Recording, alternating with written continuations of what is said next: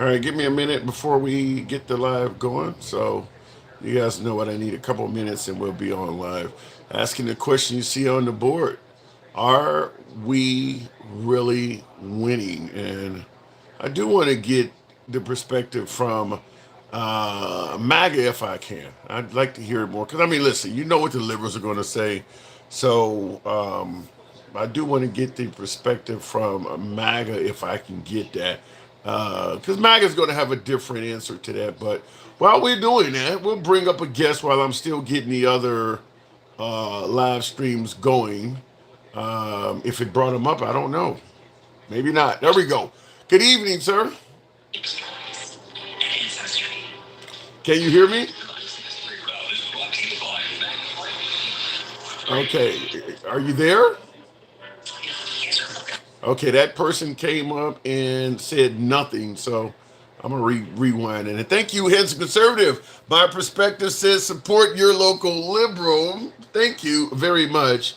I gotta reset a live because somebody came up and they didn't say shit. So on Instagram, let me try this again. I just put the question mark there and get that live. Okay, so we should be back. What's happening, CBOG Kush? There's the news today, as you may not know or you may know. And so we're going to discuss some things that have happened today. One thing being important, I think some of you guys may have heard about the uh, Terra executive resignation.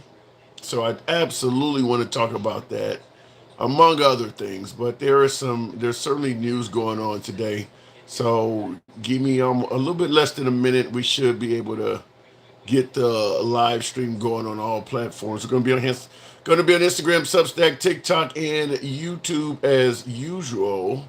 We're talking about, are we really winning?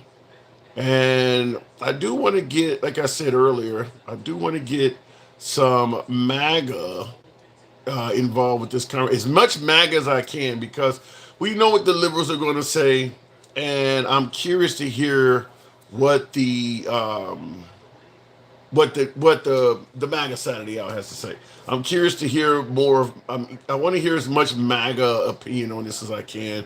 Not as easy to keep MAGA on the show, but we're going to certainly try today because I want to hear their take on this. So, what up, folks? Once again, it is indeed your boy Tim, the handsome liberal. Depending on who you ask, we're going to go ahead and start the show right off. Blue One Banks. Appreciate the good galaxy. Thank you very much for starting the show off right.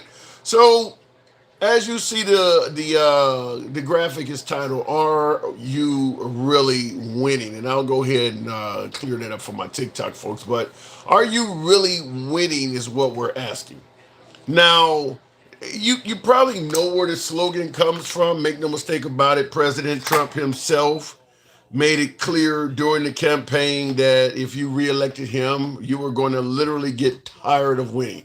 We're going to be winning so much you're going to get tired of it. So he has been in office now over a quarter of his second term. So clearly he's been in office long enough to ask that question. Are you really winning? Now, as I stated a few times already, I do want to hear from MAGA on this as much as possible, or certainly conservatives that may have voted for Trump, because all voters that went with Trump were not necessarily MAGA. Some folks just seen Trump as a better option than anything the liberals had to offer. So we do want to talk to those who voted for Trump and ask that question: are we winning? Are we winning? Because a lot of independents voted for Trump. I mean, you had African Americans voting for Trump. You had Hispanics voting for Trump. He did not do very badly at all in 2024. So I want to ask the question: are we winning? Now, there is some news that is broke today, and of course, we come with clips, and I do want to run these by you.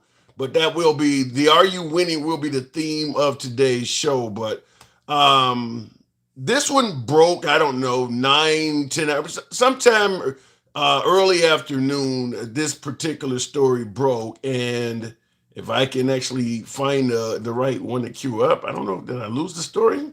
But this particular story broke, and Oh, there we go. So this one broke, and I think some of you heard it, but it certainly sheds a lot of light on what's going on in Iran, and to some degree, why are we there? We have breaking news. Top counterterrorism official Joe Kent has resigned over President Trump's war with Iran. The director of the National Counterterrorism Center posted on social media saying, quote, Iran posed no imminent threat to the U.S. He also says it's clear we started this war due to pressure from Israel.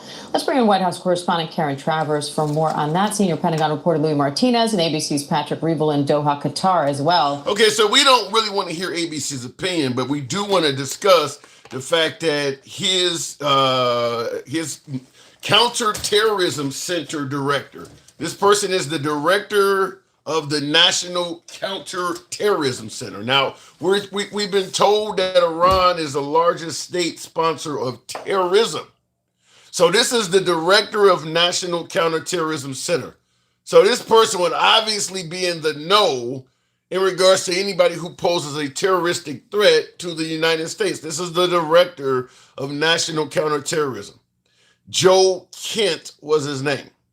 His post, and he kind of took a page out of our president's book, where he did his bidding, his business online. It used to be, back in the day, you gave a 2 weeks notice, you went and met with your boss, you submitted a resignation letter. These guys are doing this shit online. I don't know what day and age we're in now where these guys are hiring and firing online. So what do? You walk outside of your company, walk outside of your employment business, and you just yell in the street, I now hereby resign. Why are they letting the world know that they're resigning in this manner? I've never seen this. I thought we always gave a 2 week notice and did it privately. And when it came to being terminated, they called you in the office and they let you know. So these guys are doing all this shit online. So this is a different day and age. But anyway, here is what the director of national counterterrorism stated today. This came in today. After much reflection, I have decided to resign from my position as director of National Counterterrorism Center effective today. So he didn't give no 2 week notice. He sent the letter and was quitting in the letter. Effective today. He says, I cannot in good conscience support the ongoing war in Iran. Iran posed no imminent threat to our nation. And it is clear that we started this war due to pressure from Israel and its powerful American lobby.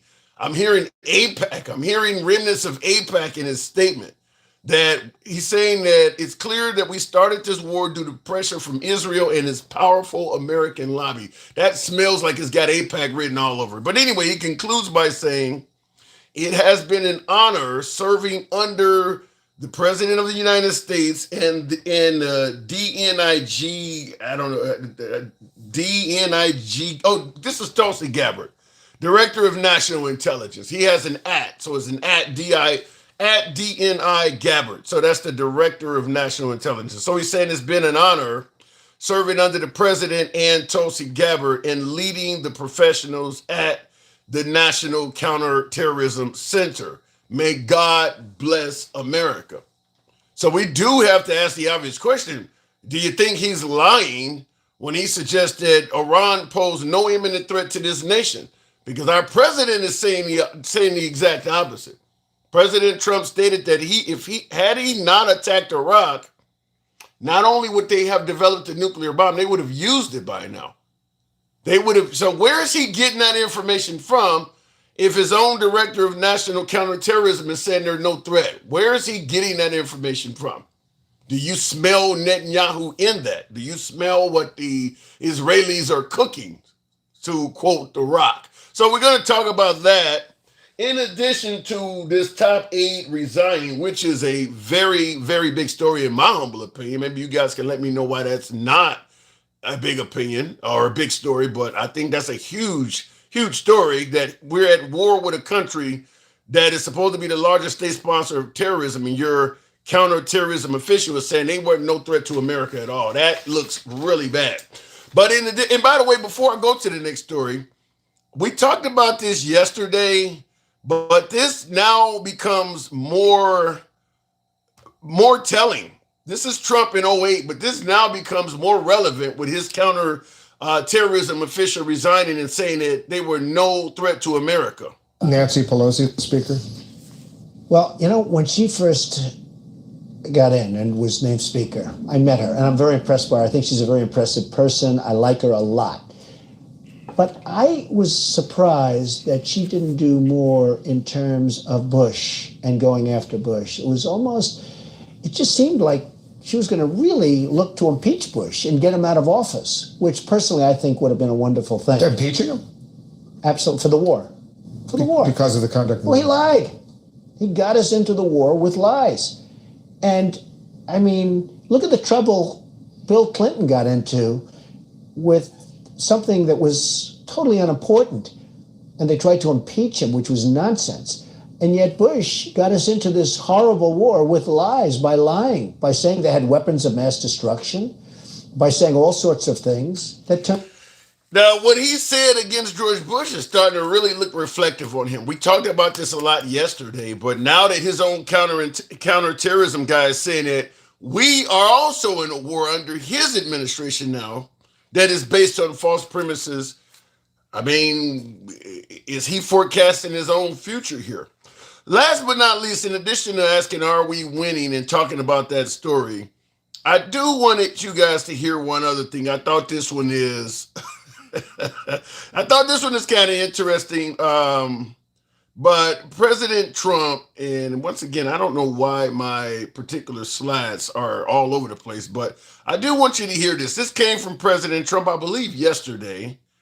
This is in regards to Iran, but apparently President Trump has had conversations with former officials, and listen to what he's saying. For 47 years, no president was willing to do what I'm doing, and they should have done it a long time ago. It would have been a lot easier.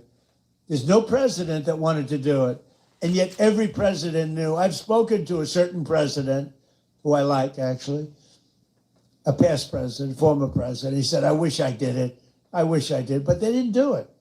I'm doing it, yeah. Which president? I can't tell you that.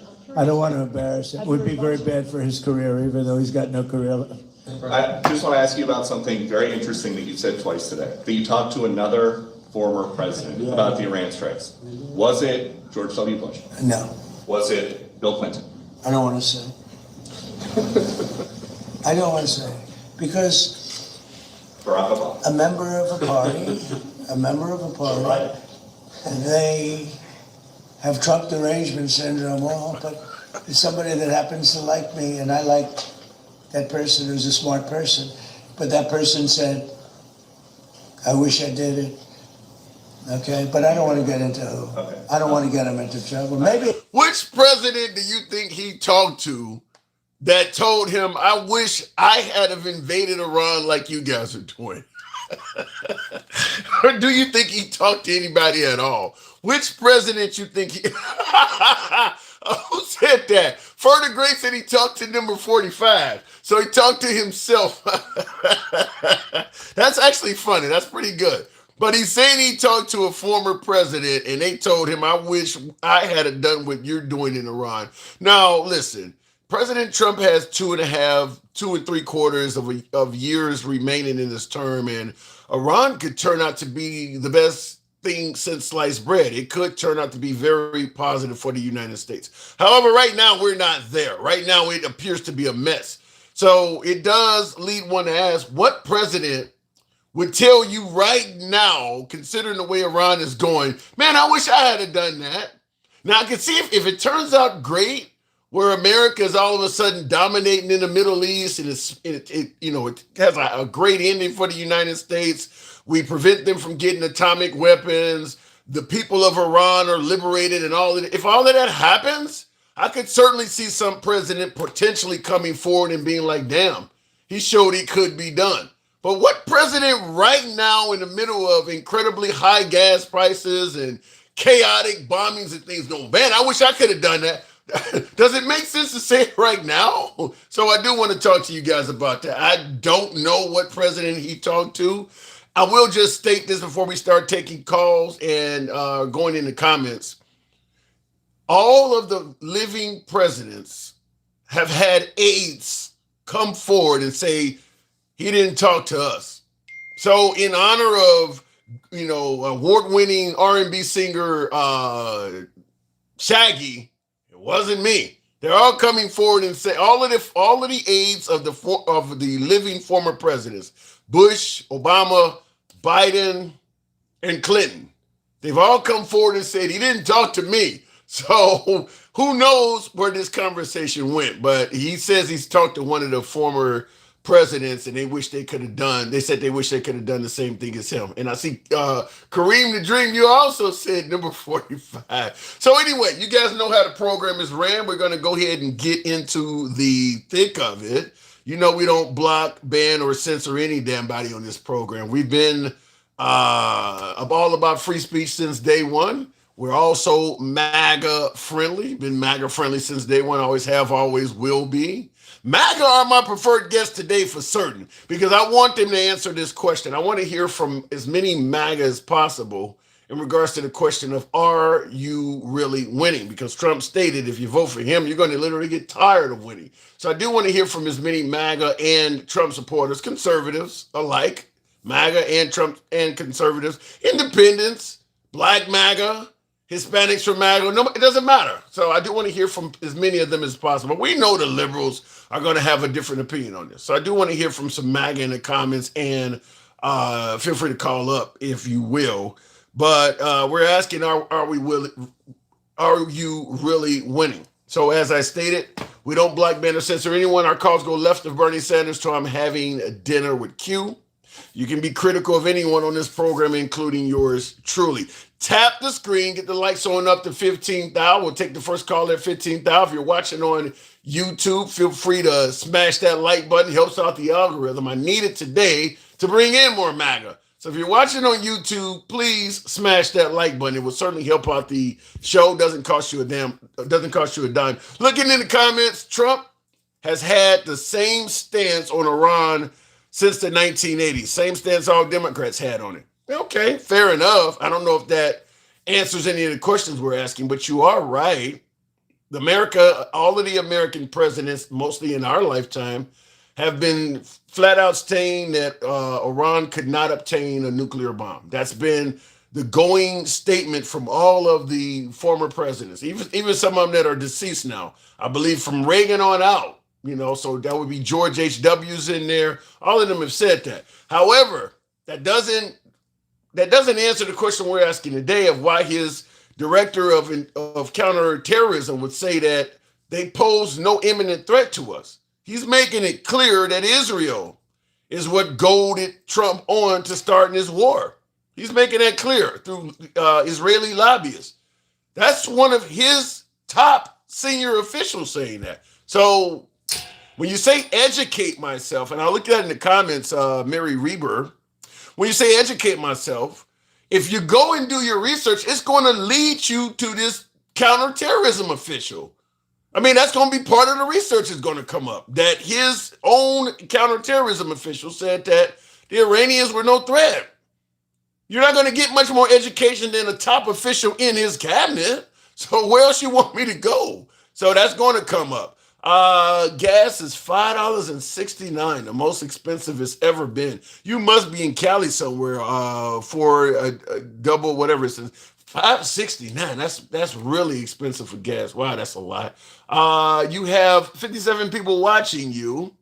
You are the same loser as Trump, says Rita. Well, we do have multiple streams going, Rita. So overall of the streams, it's about 1,000 people. So you just happen to be on a stream that's still building up. But appreciate your comment. Trump begging other countries for help, and that did not go well. Get us up to 15,000 on TikTok. We'll take the first caller. Tap the screen. Let your thumbs not be lazy. But in regards to what CN874 said, Trump begging other countries for help, that did not go. That went so poorly that President Trump retracted his statement after asking all of the nations to help. He came back and said something, and I think we talked about it, that, I don't know, to some degree, some might even suggest is downright insulting to the nations. Macron about the coalition to reopen the Strait of Hormuz. Yeah, I have spoken to him. He's been On a scale of 0 to 10, I'd say he's been an 8. Not perfect, but it's France. Are you, We don't expect perfect. are you confident that France will help with the reopening of Strait of Hormuz? Yeah, I mean, sure. I think he's going to help. I mean, I'll let you know. I spoke to him yesterday. I don't do a hard sell on them because my attitude is we don't need anybody. We're the strongest nation in the world. We have the strongest military by far in the world. We don't need them. But it's interesting. I'm almost doing it in some cases, not because we need them, but because I want to find out how they react. Well, now this was from yesterday, and you hear him saying, he'll give France an 8 out of a 10 and all of this, and he think they're going to help. Well, they've come back and said they're not helping. Every single nation Trump requested for help to get the Strait of Hormuz back open, they all said no. Germany, South Korea, China, you hear we talking about France here, they all said no. Most of them are NATO member allies. So he got rejected from NATO. He got turned down by our allies. The United Kingdom is in that bunch. He got turned down by NATO. So that's probably a first. That's probably the first time America has ever asked for help from NATO and got rejected. I don't think that's ever happened before. So when folks say that Trump is going to go down in history, the greatest or whatever, this is going to be on his legacy. First president to ask NATO for help and get rejected during the war. Shirt 14, appreciate the hat mustache. Yeah. And thank you, folks. Help your boy out with the hat and mustache goal. Going straight to the box, we'll go to Doomsday Minute. Good evening, Doomsday. Welcome to the program. Thank you for crashing that panel earlier today. I mean, I have never seen he nuked the entire panel. Me, you, a couple other people you and I both know, he absolutely hit the eject button on his entire panel. So, and that was all you. Well, and for folks who doesn't know what he's talking about, generally when I'm not doing my own lives, I go to MAGA lives. I don't really talk to a lot of liberals. I go to MAGA because I like the healthy back and forth. And what he is saying is the host kicked us all off. And listen, I got called all kinds of names, which is what happens to me on MAGA lives. I'm okay with it. I get censored, mics get muted. So I just always say, don't ever let anyone tell you that only liberals believe in cancel culture. I get canceled on MAGA lives all the time. So it happens. 100%. Yeah. 100%. I witness that all the time with you. Weak sauce. If you got to do that, it's your weak sauce. Yeah. So let's get into this. Okay. So since 1984, every EU country and the United States has designated Iran as a state sponsor of terror. Fact. In EU's case, those countries kind of get around it a little bit by designating the IRGC, the government of Iran. Okay. So they separate the people. We don't really bother doing that. As far as Kent goes, look, he did exactly what he was supposed to do when you disagree with the president to the point that you can't work with him anymore. Why would he say that Israel goaded us? You think he's just making that up? No. I think that Israel did come to the United States and say, hey, look, because Israel's their target. They can't reach the United States. Israel's going to come to you like your child would and say, hey, my sister hit me. My sister, they know that they're going to receive the brunt of it if Iran ever did get a weapon of mass destruction like that. So if we were not in any danger, and this was all about Israel. Huh? He didn't say that. You keep saying that. Read again what he said. He said imminent. It's the opinion of him, his opinion, that it wasn't happening within hours or minutes. It's his job, to some degree, more than Israel, to tell us if we're in danger. Tim, that's why he spoke exactly. He did a very good job here. He said we were not in imminent. He disagreed with the president on the imminence of the danger. So this isn't so if you're not in imminent danger, if you take somebody out and the law determines you were not in imminent danger, then that's not an act of self-defense. You didn't need to do that then, right?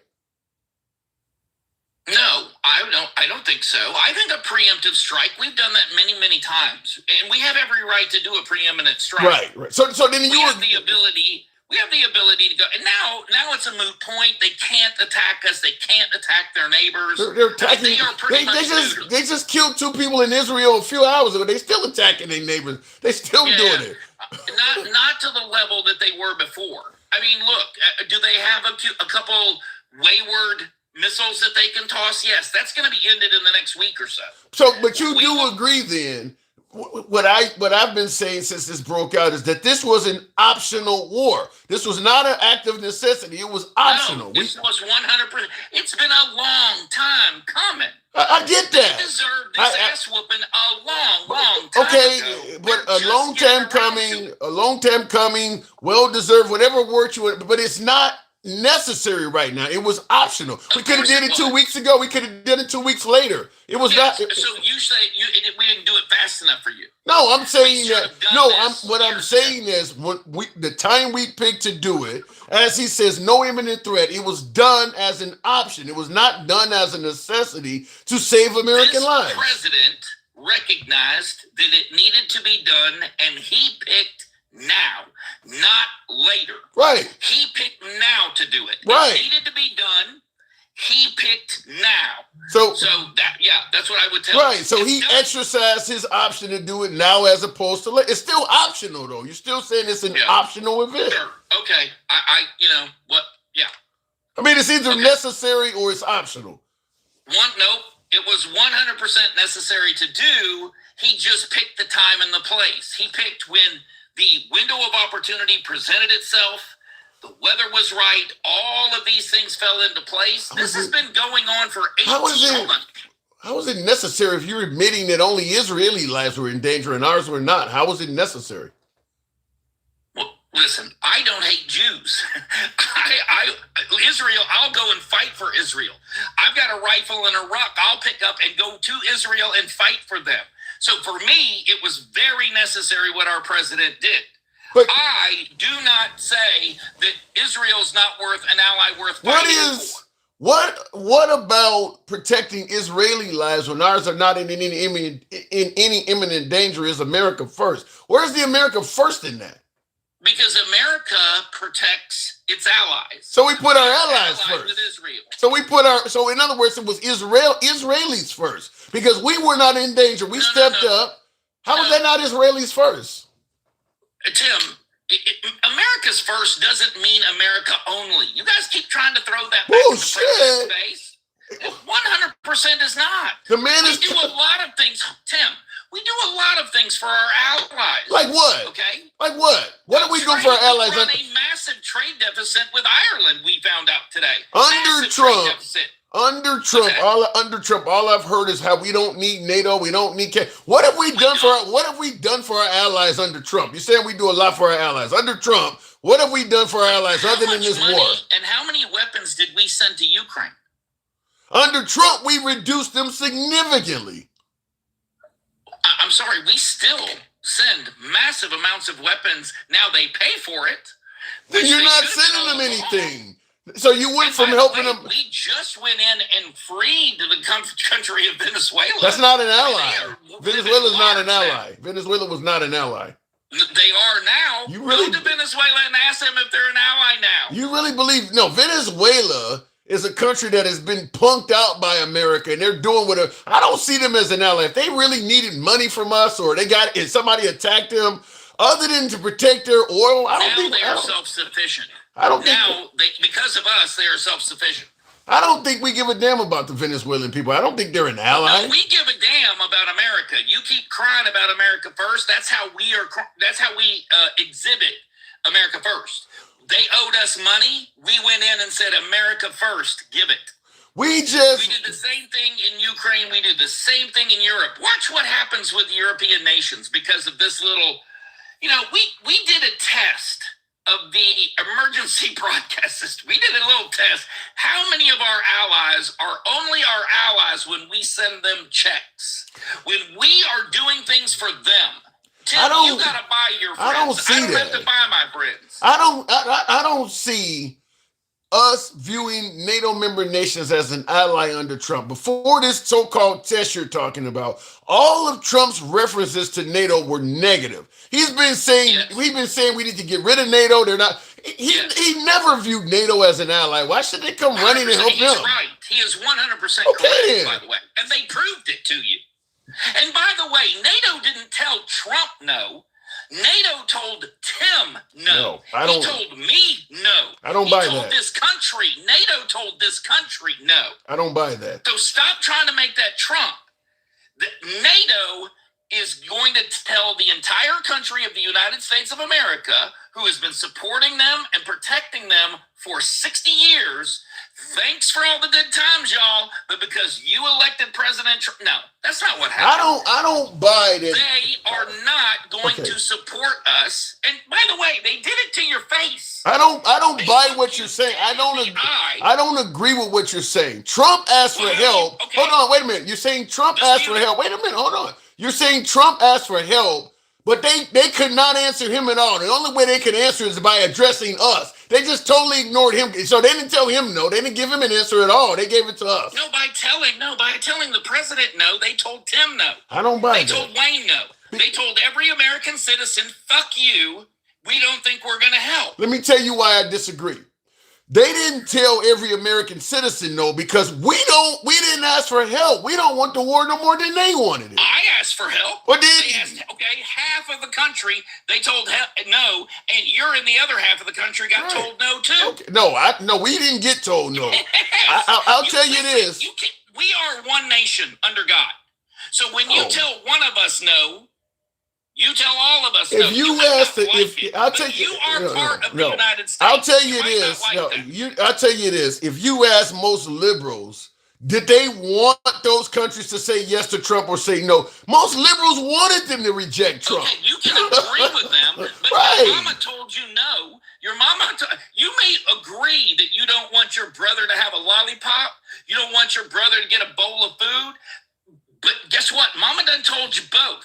Okay. So in other words, you guys want to go take the ship. So in other words, they told. Right. So in other words, those countries told the Democrats what we wanted to hear. So the Democrat side is happy. Yeah, that's very convenient. Okay. And by the way, just showing you guys, it should be very alarming to you that your allies, the people you keep touting as allied to this country, because Republicans have known this for a long, long, long time. The only way that they are allied to us is when we send them money and we send them military and we protect them. You guys got a front row seat to see for yourselves when we tell you they are not your friends. They are not your friends. Why did they answer the call when George Bush asked after 9/11? Why didn't they tell him no then if they're not our friends? Maybe they were allied then, they're not now. What changed? What do you think changed to make that happen? I think that the very limited, they did what they could. I don't think many of them. Let me tell you You're something. asking me a question. Okay, I'm letting you answer. Your answer's just funny. I'm listening. Your answer's funny, though. During Desert Storm, for example, they helped in the limited way that they could. But number one, they are much, much more liberal than even you. I mean, you really aren't liberal compared to the EU. You would be far right over in England. You would be far right in some of these countries. Yeah, I agree with that. Okay. I'm glad that you do, because it is the truth. They are free, and in Canada, it would be even worse. So we have swung. Our country is still swinging way, way more to the right. Most girls like that. Most girls like that. Most girls like that. I think you're missing. Swinging to the right. Yeah, I think you're missing something though. When I ask you, straight down the middle, if you want to know. R.I.P. Diddy. Here's what I think you're missing when I ask you what changed between them helping Bush and all of a sudden on Trump. You're excluding all the horrible shit Trump has said to those world leaders. You're excluding. No, I'm not. And that may be a reason. Listen, it ain't a reason. Okay, you're also excluding that under Trump, he threatened to conquer a NATO member state. Nobody else done that. There's a consequence for I know. that. I know, but now we know that fellow NATO member that wasn't paying their share and really wasn't any of our ally to begin with deserved every bit of what they are getting. So you believe that even after you shouldn't feel so bad. Hold on, you shouldn't feel so bad for Denmark because they had no intention of actually being our ally. That's bullshit. They lost per capita more deaths after 9/11 than any other country. That, and I've yet to be able to find that. I'm going to keep looking. Look but for I have that. yet to But find you that. actually believe And NATO. even then, You actually. listen, Hold on, wait a minute. You actually believe NATO should have came to our rescue after threatening to take Greenland? You think they should have just ignored that, huh? well, no, I think that should have been a wake-up call to them. What should they have major done to the United States for doing that? Let me finish answering you. No wonder you got the. I want to know what should they have done to the United States for threatening to take a NATO member nation. What I'm trying to explain to you, they should have taken that as a wake-up call and realized, hey, our greatest ally, the most powerful nation on the planet, the superpower of superpowers, is annoyed with us. Maybe in order, out of self-preservation or in order to continue that relationship, we should listen more to who we call our friends, or stand on your 10 toes and say we don't need you anymore. Sherbert wants to speak to you. Crazy. You're absolutely being crazy. NATO doesn't pay us. We don't pay NATO. It's a standard of weaponry that we use so that everyone can use the same shit. They buy stuff from us every time we give away our weapons. Doomsday. Every single NATO country pledges 2% of their GDP. Actually, to it's build up their own forces, 5%. not to pay us, not to pay into the pool. You're talking crazy shit. Okay, sure. Listen, dude, here's how it works. You pay your money to Tim, you get to talk to me, okay? But you can't interrupt me while I'm So schooling I can you, explain myself. okay? You're not when I'm up at the schooling me. board, You're just explaining talking to shit. you how it works. Okay, let me go ahead. Hold on. I'm the moderator. Let me go ahead. Let me go ahead and moderate. Let me moderate. Okay, answer his question, Doomsday. I give you 30 seconds, then I give him time to respond. 30 seconds as well. So what are you trying to say, Doomsday? What I'm trying to say is, if you signed a NATO agreement, a pact, a treaty, and in that treaty you pledged to do certain things, and you do that. The United States did that in this case with every single NATO country pledging 2 to 5% of their GDP. Most of these countries have never chipped in a dime. Now, I don't know about SHIRB, but I've walked the halls of NATO headquarters. I've heard those countries talk about the fact that they don't pay, and it's a laughing stock, and it's an absolute joke to them and their country. So I don't know what you're talking about, but I have a frame of reference here. Go ahead. Sherbert? I just don't believe you. No, I don't. Okay. And You talk both so are, much I crazy mean, shit. welcome to that conclusion. Why would? But First of all, I have never heard of any nation that don't contribute a dime. You said some nations don't contribute anything. I've never heard even Trump say that. Yeah, he has said that multiple What times. nation doesn't They contribute do not anything? meet their obligation. Now, look, does that mean that they don't contribute? Wait, Maybe that's a little You made a claim. hyperbolic. I don't know Which the country exact doesn't numbers. pay a dime? Because I have never heard that. I ain't never heard that I pay either. attention to this. Okay, if you guys want But to, either way, are you both? I'm allowed to talk here, my friend. I paid to do this. Okay, Sherbert, you take your 30, then we'll go I back don't to want you to waste your Doomsday. money. Sherbert, go ahead, then we'll go Jesus back to Christ. Doomsday. So part of NATO is that you have to respond when a country is attacked. We were not attacked. So we went on the offensive, and Trump doesn't even know how to say the right thing of incursion instead of diversion. They don't have to respond to us. They literally have no obligation to do that. And Trump is acting crazy, just like you. That's why you think he's never lied. So, no, they don't have to come to our rescue, and they really shouldn't for something we chose to do with Israel. Doomsday? How do you respond to that Doomsday? What he's saying is NATO is an attack against. Hold on, let me frame it. Let me frame it, Doomsday. I'll give you time, but let me frame it. He's indicating the whole Three Musketeers, an attack against one is an attack against all. But this is a case of America deciding, no, we weren't attacked, as you're admitting, as the director of intelligence is admitting that it wasn't an imminent threat. So we exercise an optional war and attack them first. Are you saying that NATO should have to respond if we attack countries first? No, but and by the way, I agree with you both. They have the option to ignore our request in this case. Okay. But it is very telling that they did that. It's very telling to me that they denied if they continued to deny our request, that they denied our request. They denied us in coming to our aid and to helping out with this. We don't need them, but it is very telling to me that they said, you know what, we're going to stay out of this. That's not something that an ally would do. Okay, now before Sherbert, one last thing.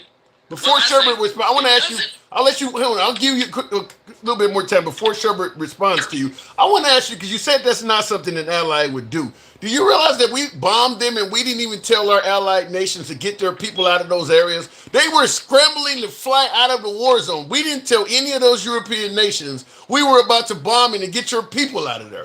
Is that something an ally would do? Yes, an ally that is concerned about security, and an ally that is concerned about their potential allies or their people that are not allies actually leaking and making this harder for us. 100%, we would do that. Okay, Sherbert. I have no response for that, but Sherbert, go ahead. There is no response. I have one more thing. One major topic. We disagree. I keep hearing you talk Shocker. about. Absolute shocker. We disagree. Yeah. Can I say what I was going to say? Certainly. Go ahead, Sherbert. You talk about the regime change in Venezuela and now in Iraq. When in Venezuela, all we did was put the vice president in power, the exact people, the person that was running underneath. That's like saying we change completely if J.D. Vance gets into power, which is not true. And so we've just made the son the supreme leader after taking out all of his family and friends and leaders. They can still do mass damage. We haven't really changed anything. The same way when we had that massive strike a year ago, and they only took out part of a structure and they rebuilt it in 2 months. Where's the winning coming into this? Sherbert, can I ask you a question? I answer my question. Well, I'm going to answer it this way, okay? We spent 18 months talking to the number 2 in Venezuela. She gave us his coordinates at all times for over 18 months. The woman that we left in charge, gave him to us. How do you think we knew where he was when he was there? For 18 months, that plan was in place. And that is why she earned her place, the number 2 going, and we did no disruption to their I've never government. heard that before. This is the first I've ever heard of. Yeah, I've never heard that You either. don't listen. I do listen quite a bit. You have no idea. So Hey don't Tim, say that. I will have on my podcast, the next time I go live, I will have the entire plan and I'll lay it out for you. And I will have clips of every single person in the State Department talking about the fact that this was an 18-month mission and that he went to Cuba. Maduro was in Cuba for cancer treatments. So I don't know where you're not getting your news, but that's the point. That's what happened. I take in Why quite a do bit you of sources. think? Let me interrupt both of you. Hold on. Let me interrupt both of you folks and ask the whole panel. Has anybody else heard that? By way of yes or no in the comments, has anybody else heard that the vice president sold out her president, and that is what led to him being captured? Has anybody else? Because maybe I am not doing the research. I have never heard that before. So let me know in the comments. Has anybody else heard that story? Because that's news to me. It doesn't look like I'm the only one that hasn't heard it, but That does not shock me at all. That are agreeing with you. 100% does not shock me that listen, one of your top contributors is Gangster Grandma. Do you think that she is going to, what really, come on.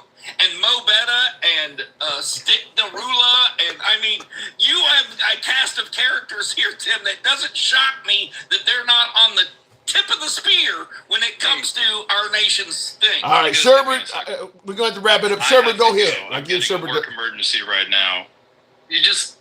When the only source it feels like you're getting this from is True Social, and the majority of people have no idea what you're talking about, you might be in the wrong. Listen, I think that's listen funny. to the You can president of the talk United shit States, about sure. the people. Hey, I'm still talking here, man. Okay, I hear you. I have to go. Let Sherbert wrap it up. I'll give you the last word, straight talk. But And your only Sherbert, friend here is Gen X. That's really sad that the craziest people on here are your only supporters. You'd come on every single time and people want to scream and yell at you and you run away from Michael. you know, he hangs in there. He hangs in there. I want more MAGA on the program. So don't bash MAGA. We love MAGA. Don't bash MAGA. For hours, I had you on for 114 minutes. I mean, an hour and 14 minutes yet. All right, Sherbert, appreciate you coming through. You're always welcome back. Thank you, Sherbert. Wrap it. I'll give you the last word, straight talk. Hey, listen, like I said, this was an exercise in finding out who our allies were. That was very enlightening for us to know and to realize that. I think that things you asked, are we really winning? Hell yes, we are absolutely winning. The flow of people coming into the country alone was win enough for me, and he just adds and adds and adds. Every single day, this president adds more wins to the column. He is give me 5 of his biggest wins. Give me 5 of his biggest wins before I let you go. Just off the top of my head, goddamn. I mean, number one, Cuba is about ready to collapse in front of our eyes. That blockade has worked a treat. Those people are so ready for their regime to change, and I never thought I would see that in my entire lifetime. Then you have Venezuela. Venezuela owed this country and the companies in this country billions and billions of dollars. The United States is now the world's largest oil producer. Let's see, that's 2. Our relationship with Canada is exactly where it needs to be. You have 6 provinces right now discussing whether or not to secede from Canada. Give me number 4. That's hilarious. Give me 4. Give me the 4th one. What do you mean hilarious? Canada's not going to become part of the EU. You found a few right-wing idiots in Canada. They're going to secede. I don't know what their plans are. There is no chance of that happening. Give me number 4. Well, you and I will both watch in amazement as this happens, but I would. That's not even going to come up for a vote. That's not even going to come up for a vote. Give me number 4. We're not going to get Canada. Give me number 4. Get off of Canada's a waste of time. Number 4, the tariffs. We are making more money in this country than, I never thought that somebody would be bold enough to do what he's done. He reset global trade in our favor. You want America first? This president gave you America first, shoved it down your throat. You give this guy 18 months from now, your oil prices, your gallon of gas will be 75 cents a gallon, while the rest of the world will be twice what they were paying. Wow. Number 5, last one. Number 5 is, you know what? This country is more united. No, it's not united. It's not united. No, but this country, once we reestablish the global order and figure out exactly where everyone's place in it is, the investment that comes into the United States, you guys will get out of the welfare lines and into the employment, into a job and start creating things again. You will get your patriotism back. I promise you. Right. You will feel a sense of patriotism for a country that absolutely loves you. Wow. All right, Doomsday, always a pleasure talking to you. You absolutely lived up to your name with that 5. I got to move it on, but you're always welcome back. Doomsday, thanks for coming through. Come and see me, man. Come and see me. Absolutely a pleasure. I will certainly do that. Moving on, tap the screen, get the lights on up to 30 thou. We'll take the next caller there. And laugh my ass off the U.S. North Korea Russian alliance. What do you mean by that? This guy believes in the white hero, says freedom fighter. Damn. Trump told Oprah 25 years ago that what he would do if he was president. There's a lot of interesting quotes from Trump back in the day. Lewis, appreciate you helping your boy out with the TikTok cap. Folks, help your boy out. And certainly Support the program. TikTok cat, hat, mustache. Looking in the comments, liberal allowed him to spread misinformation. We don't block, ban, or censor. A lot of folks suggest that the liberals are spreading misinformation. That's how zero censorship works. People get to speak, you get to question or condemn their information.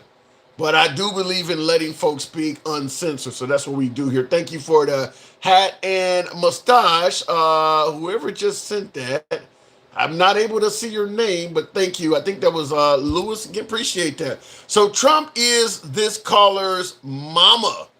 Shaking my head. Joey, you said my last caller, his mama was Trump. Wow. Trump said that he didn't need NATO, and now he turned taco, and now he's asking for help. Well, he went back, and now he's saying he doesn't need NATO. My last caller has some really interesting points, though. Once we figure out who has the world order, I mean, to me, this sounds like world's police on steroids. So now we're not just playing the world's police. We're going to dictate who can lead and who's in charge. I mean, this I don't favor it. I do not favor it. He does, and based on that, Trump is winning. And he's not the only one. A lot of folks favor America being on top and dictating how other countries should live and behave. He's not the only one. But going back to the box, Tim, if I wasn't smoking, I would have definitely came up because you say cut talk, straight talk was off the hook. Straight talk has strong opinions. He has some very strong opinions, a little bit different than what I am personally used to. But at the end of the day, we like to let the man speak. Let's go on to Chris. Good evening, Chris. Welcome to the program. I do want to get plenty MAGA up here because I want to hear folks who would suggest we are currently winning. Chris, good evening. Chris, are you there? Okay, apparently Chris is not there. We'll continue and move on with the show. I don't know what that says. Kay Aduda, whatever that says. We'll bring him up. Good evening, Kay. Tim, anyone can be stopped. True, including us. And I think that's become one of the problems is I think that there are people in this country that believe we are so high militarily that we just can't be stopped. And all of this drones and guerrilla tactics, I don't think folks think about that. Kane, good evening. Good evening, Tim. I am European, and I do come to your lives, and I thought I would contribute from a European standpoint. Which country? Which country in Europe are you in? I'm in the UK. I'm in England. Oh, okay, United Kingdom. All right, so yes. You're not sending us ships. What the hell's going on? Trump asked for help, and you didn't send them. What say you? Well, I'm not a big fan of our prime minister. I do not think that our prime minister have any backbone. Oh. So do you believe do you believe the prime minister should have answered Trump's request and sent ships? No. No. Okay. Why not? The sentiment in the UK is that we have been misled by America to war in Iraq and Afghanistan in the years before. And so therefore people here do not agree that we should even partake at all. We were told that one of our bases in Cyprus was under attack, and a drone went there and nothing actually happened. I work across Europe, and I work in an industry where most of my people that I work with are based in Cyprus. And I'm reliably informed that with what we're seeing, the US and Israel are not really winning the war, because there's a lot of crossings from Haifa in Israel onto Cyprus happening. And people can see drones going towards Israel all the time. So we are not winning. And the Gulf states are not also happy with America either. Wait, you said that who is not happy with America either? The Gulf states, the GCC. Oh. They're not happy with America either. From the financial sense, you can see that most Gulf sovereign wealth funds are invested in BlackRock. They've been trying to pull out for the last 2 weeks now. So the US is also set to even lose some investments from that side of the world because they don't want that. If you go to places like the UAE, they built that country on terrorism. Yeah. Wow. They built that country on on tourism, not terrorism. They built that country on tourism. Yeah, I know. I mean, right? I know you're saying terrorism, not tourism. Yeah. They built that country on tourism, not terrorism. Sorry, and they do not want that. So Let me ask you a very simple question. Do you still see America and the UK as allies? yes and no. Right? Countries like the UK, they are stuck in a rock and a hard place. In the sense that they have always seen America as allies, right? But now the US have a president who wouldn't hold back attacking their allies. So I think it's more the British people are just biding their time. The British government is just biding their time. And eventually, when Trump is out of office, whoever comes in, they'll work with him.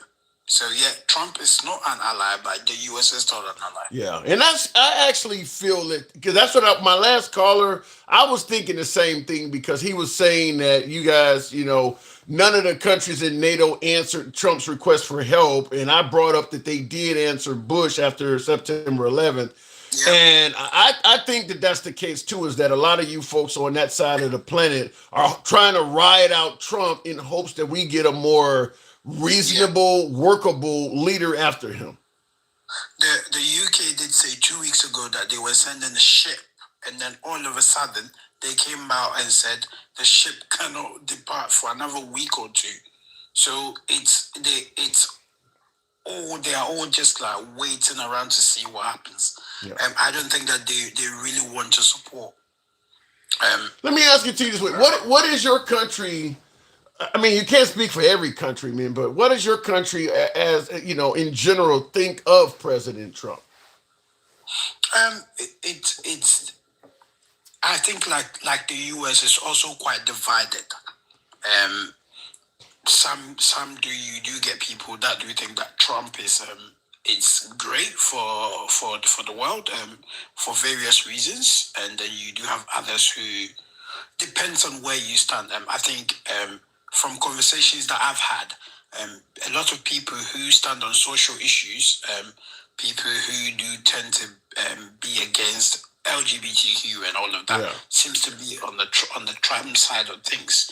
And then you do see people who also talk about somebody's just said the city of London who looks at things like economics are also against Trump, and they don't think that Trump is good for business. What did they think of Obama? Was it similar, or divided aspect? Was it kind of similar with Obama as opposed to Trump?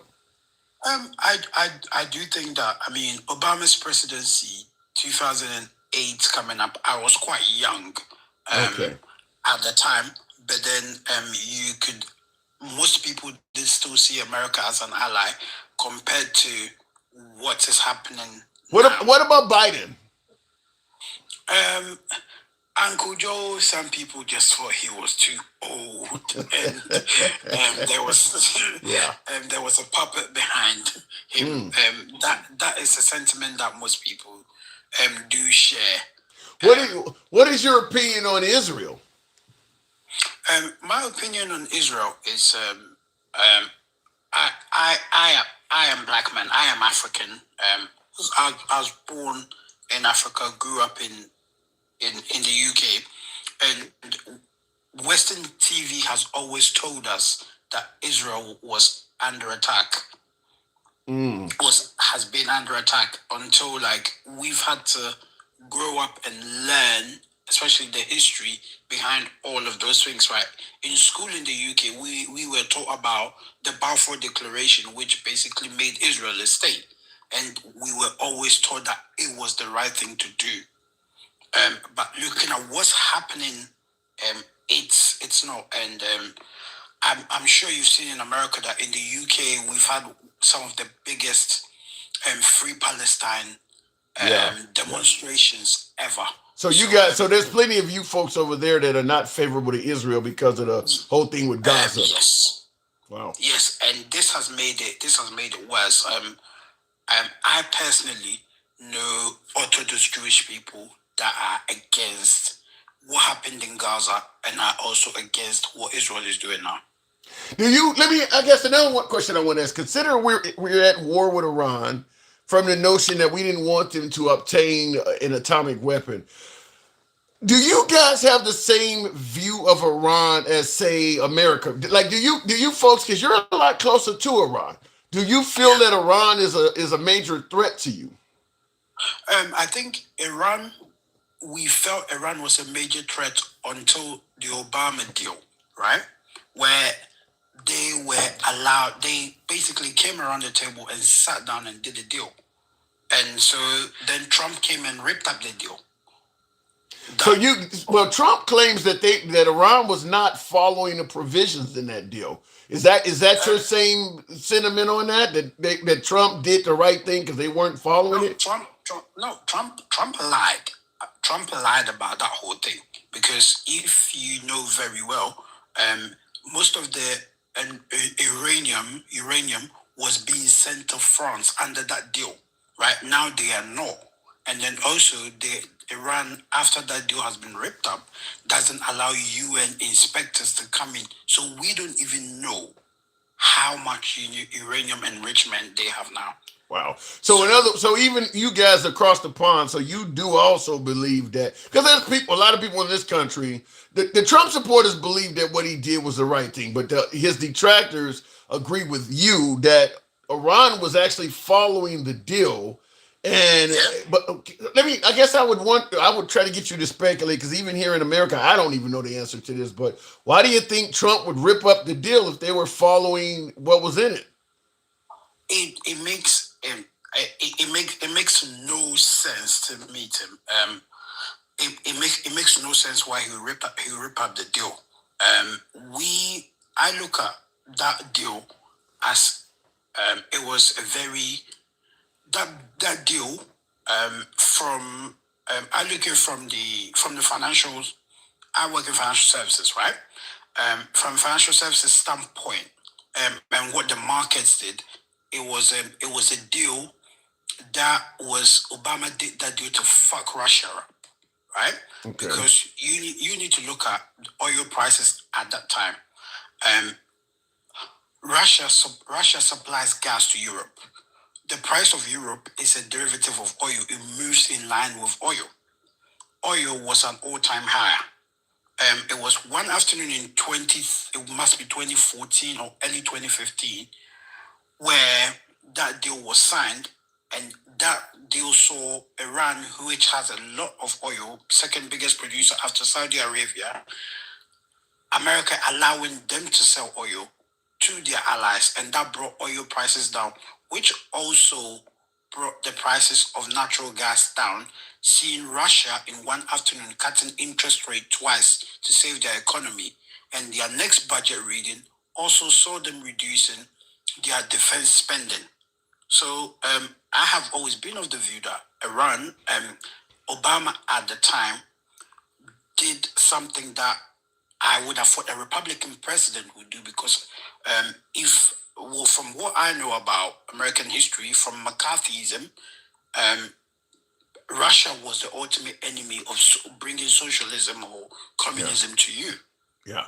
So this was something that I reckon that it was a Democrat who would have done that, a Republican who would have done it, but that came from Obama. So my opinion was Trump would have even come and did something far worse. Apparently, like I said, we did speculate. I don't know why he ripped the deal up either. It could be some of what you're saying. I mean, there could be some kind of reward on the back end. It could have been for Israel, because Israel does not want Iranian harmony. It's a good, but it's what I do find interesting is you guys know a hell of a lot more about the goings on in America than we don't know a lot about your country at all. You clearly know a significant amount about our country, not to mention some of the world affairs that we're involved in. So, luckily for us, our news doesn't depend on where you are. It's not.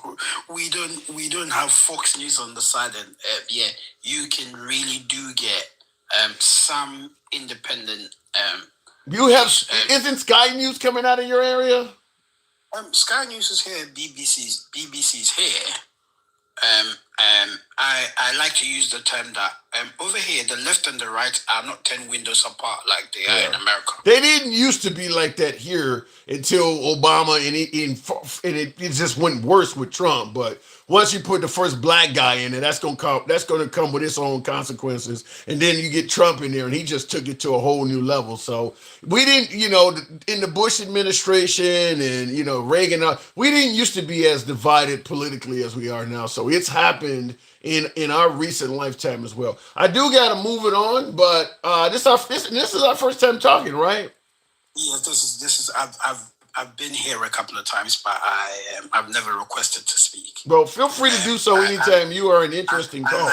I like to commend you on what you're doing. I do like that you give everybody an opinion to speak, everybody a chance to speak, whether you agree with it or not, and continue with the good work. And thank you very much for having me. Thank you for coming on. You were a very interesting caller. Don't be a stranger. Anytime you see you want to come on, we'll certainly bring you up. Thanks for coming through, okay?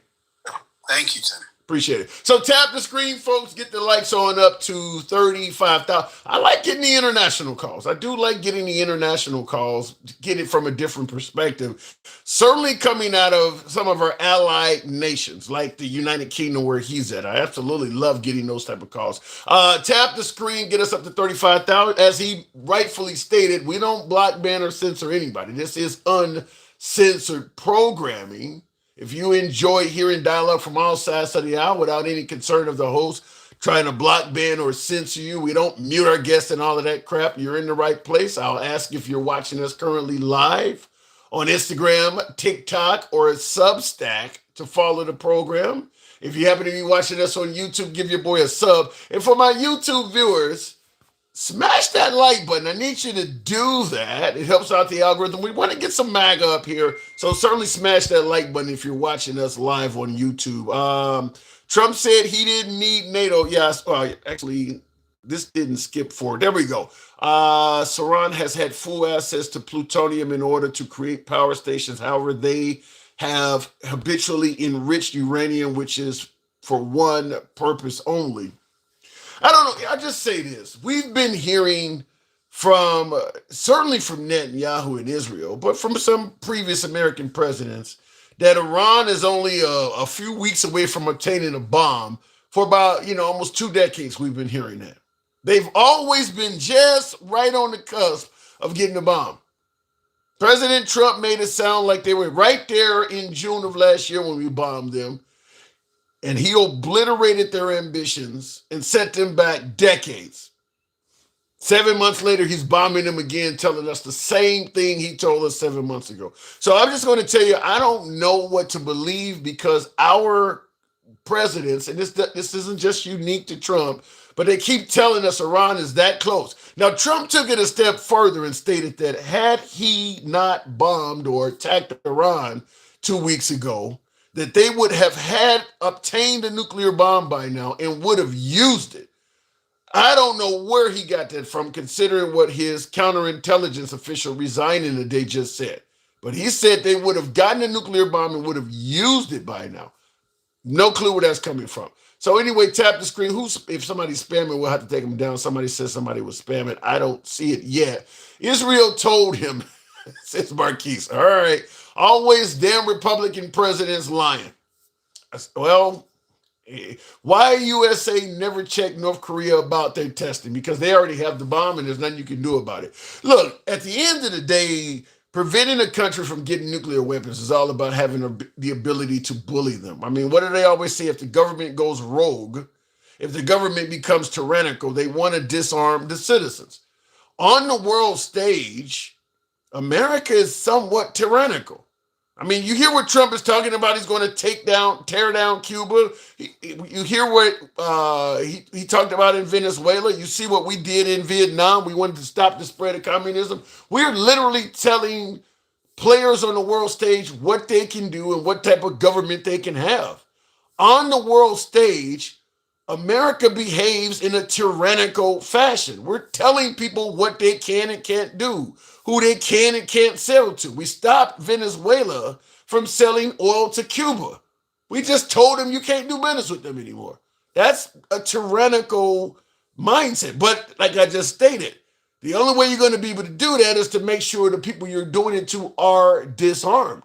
That's why we don't want these countries to have access to nuclear weapons, because once they get nuclear weapons, we can't do that to them. Anyway, going back to the box, are we at 40,000? We'll go straight to Chris. Good evening, Chris. Welcome to the program. Look at the biggest president that portrayed me was, wait a minute. Look, the biggest president that portrayed me was Obama. I fell head over heels with what he said, and he did nothing that he said he was going to do. Well, if you feel that Obama, in the comments there, can't see what the name is, quadruple one or whatever it says. If you feel that Obama did not meet his promises, Joe, he's gone. We have Trump now. Do you feel like Trump is actually doing the opposite and Trump is meeting his campaign promises where Obama failed them? Let me know in the comments. Going back to the box, and I don't know what we just did here. Oops. Okay. We'll go straight to, I think that's a Symbol. Good evening, Symbol. Welcome to the program. My brother Jimmy, you need to realize, and maybe you already do that, it's two wings of the same bird. Fuck you to the American people. Yikes. I'm having trouble bringing up guests, so I don't know what's going on with the app here. I'm trying to bring up guests, and it's not doing so. We'll try with King Finn. Let's see if that works. Something's going on with TikTok. Always talking about Obama. He was a great president. You were just asleep, says Dad's dad. King, good evening. Yes. I won't even play my intro for too long today. I'll just let you hear a bit of the music. Music of joyous saints in the places where they should be. Thank you. Thank you. Unlike your king sitting in Mar-a-Lago, I actually have music. Your king sitting in Mar-a-Lago is a sorry little bitch.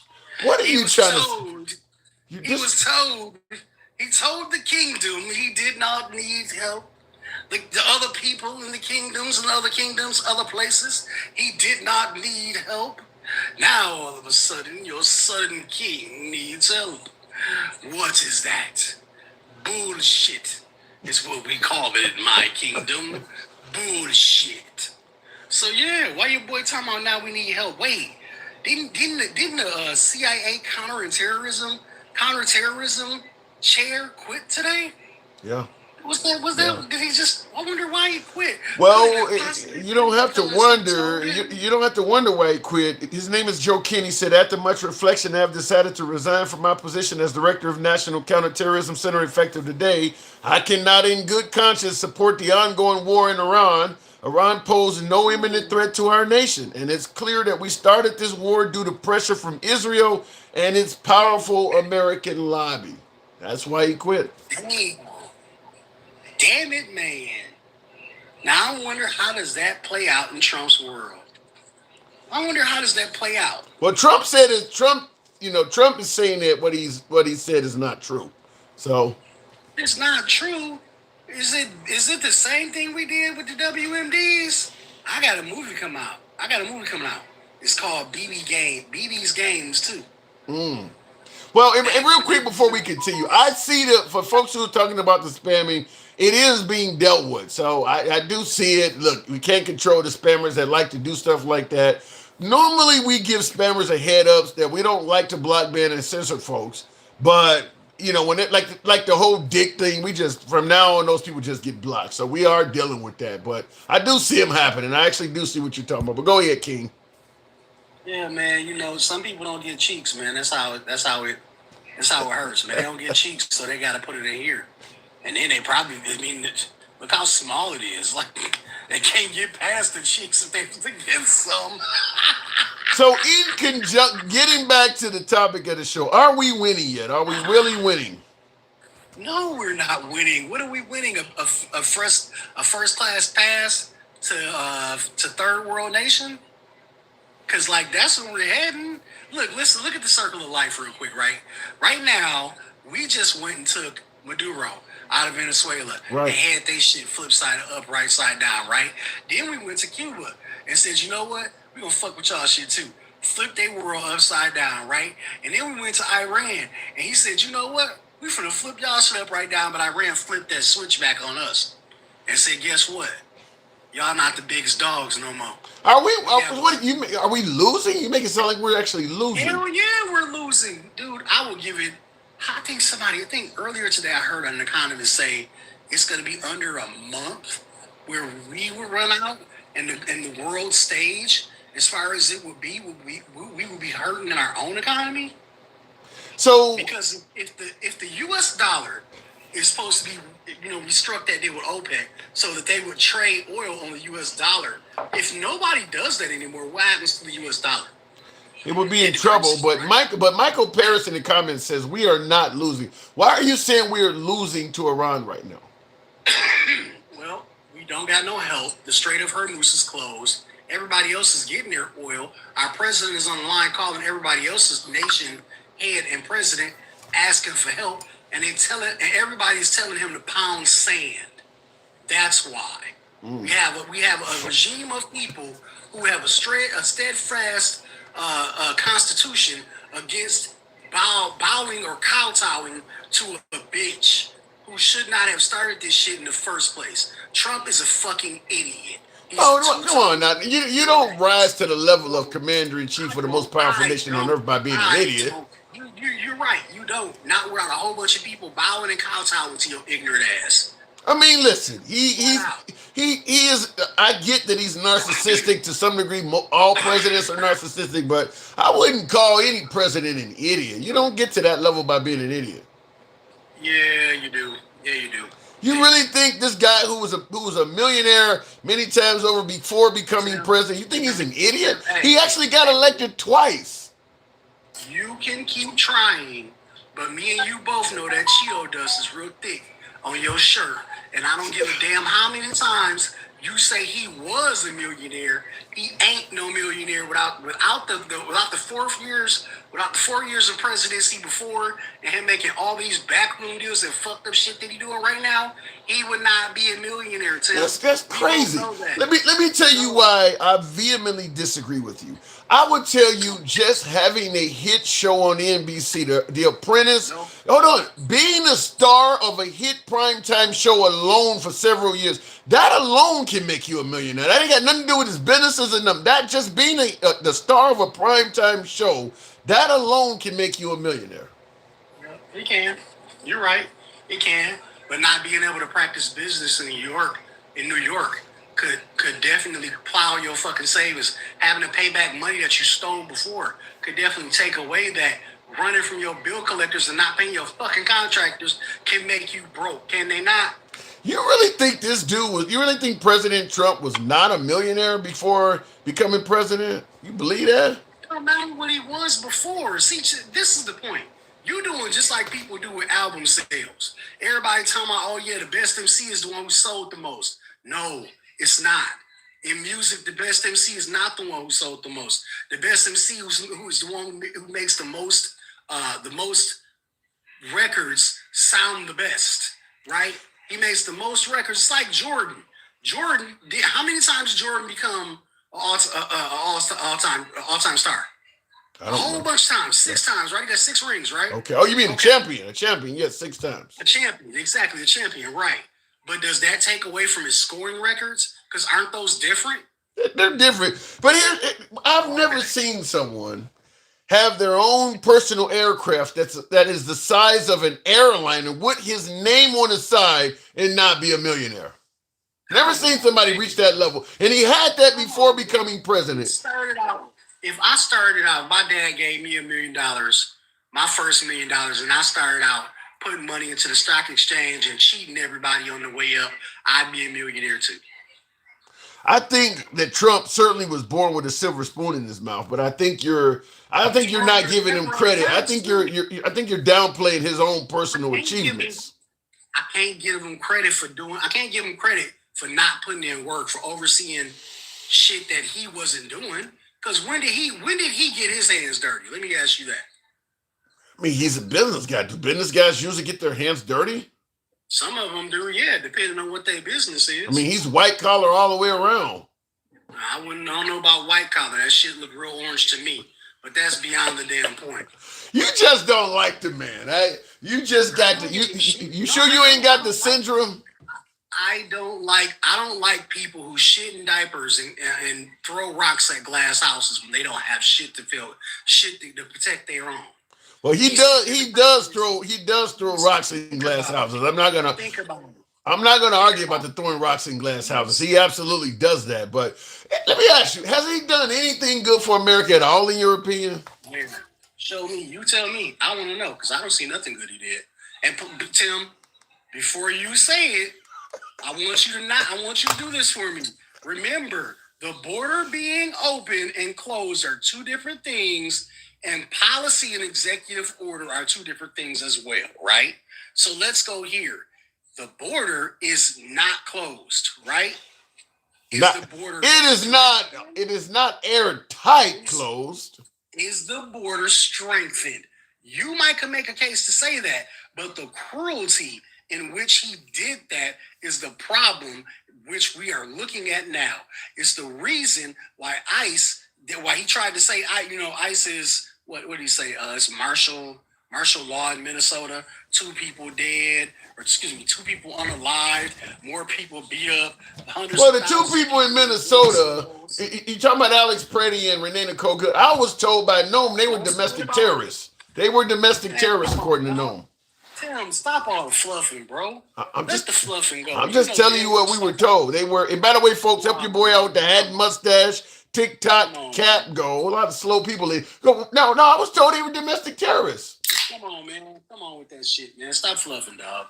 I ain't trying to hear that shit. Did that not happen? Did they not? Were they not referred? Can we not? Come on, man. Be for real. I'm from Minnesota, Tim. You ain't got to do that for me. You know what I'm saying? You ain't got to fluff with me, bro. Fluff with everybody else. Don't fluff with me. I don't need that. I don't need to share Cheeto dust with you, bro. Okay. Let me give you a soft one. Do you believe biological males should be able to play against girls in sports? Tim, what does that matter? How many times does that happen? It doesn't matter how many. Do you believe it should be able to happen at all? How many times does that happen, Tim? So should it be able to happen only if? So is a few times okay? Name the time it happened, Tim. It has happened. You are talking about 1% of the whole population of this world, and I'm going to be honest with you. I'm more upset that people like you continue to use that small ass point in time and continuously worry about what people do in the damn bathroom other than what your president is doing in the damn ballroom. But why not answer the question? Why not? Why are you dodging the question though? Answer what question? Should biological males be able to play against girls in sports? Where is it happening? Should it be able to happen? But where is it? You're not answering. You're dodging the question. Without talking about whether it's happening or where, should it be able to happen? Biological male playing against women in a sport. No, it shouldn't. Okay, so Trump has prevented that from being able to happen in this country. How, Tim? When is it happening? See, there you go. See, you tried, right? But you cannot prove that it's happening. Therefore, he does not get credit for it.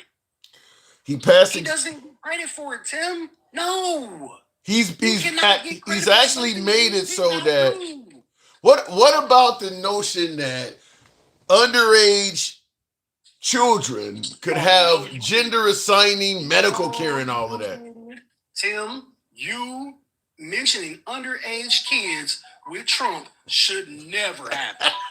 You should never be saying that. There is not one single time that the words underage kid along with Trump should come out your mouth until them Epstein files. All right, let me go into something. Okay, let me strengthen up. Let me strengthen up with something. Making NATO member nations pay their fair share, which is something Trump has done.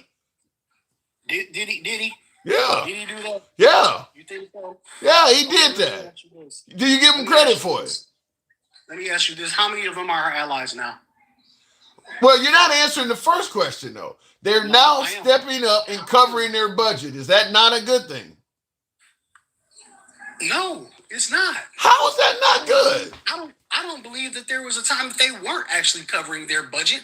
I believe y'all all believe that they weren't because he said so. Well, I'm sorry, no. first of all, the nations did not even deny that they weren't paying their fair share in defense budget. So Trump was telling the truth about that, apparently. Was he? I think you just dislike the guy, no matter what. Even if I do, so fucking what? What can Trump do to maybe change your mind a little bit? Give me the big beautiful obituary. See, he has to die. That's the only thing that can happen. He has to die. No hope for him whatsoever. I don't have any hope for him. What has he done that's that awful, in your opinion? That you would want the man to die as the only solution? Great kids. There's no proof of that. That hasn't been. I don't need proof. I don't need proof because if they think I did it, what you think gonna happen to me? Am I gonna have damn near 3 or 4 decades to run around and make money illegally, take money from other people, separate children from their fucking families, say I didn't do it, lie about it, get court cases thrown out, play around, wait longer, make more money, make more backward deals, put us in a whole nother fucking war. Am I gonna have that same time? No. And I don't disagree to the I don't disagree to the wealthy go the spoils. In the comments though, Jay Sid said I would rather have the trans stuff than the Iran war. That's a strong statement. Wow. I mean, well, let's think about it this way.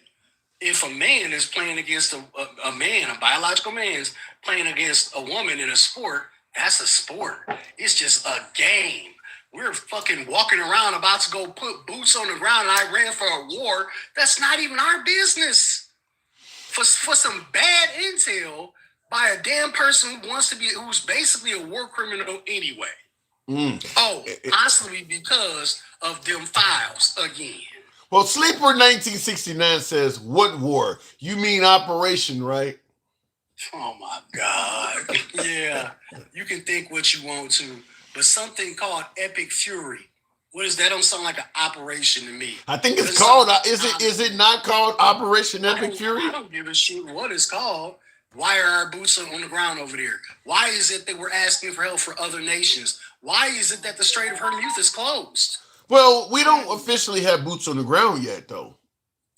Did they not just send 5,000 soldiers over there or not? They're not there yet, though. That hasn't officially.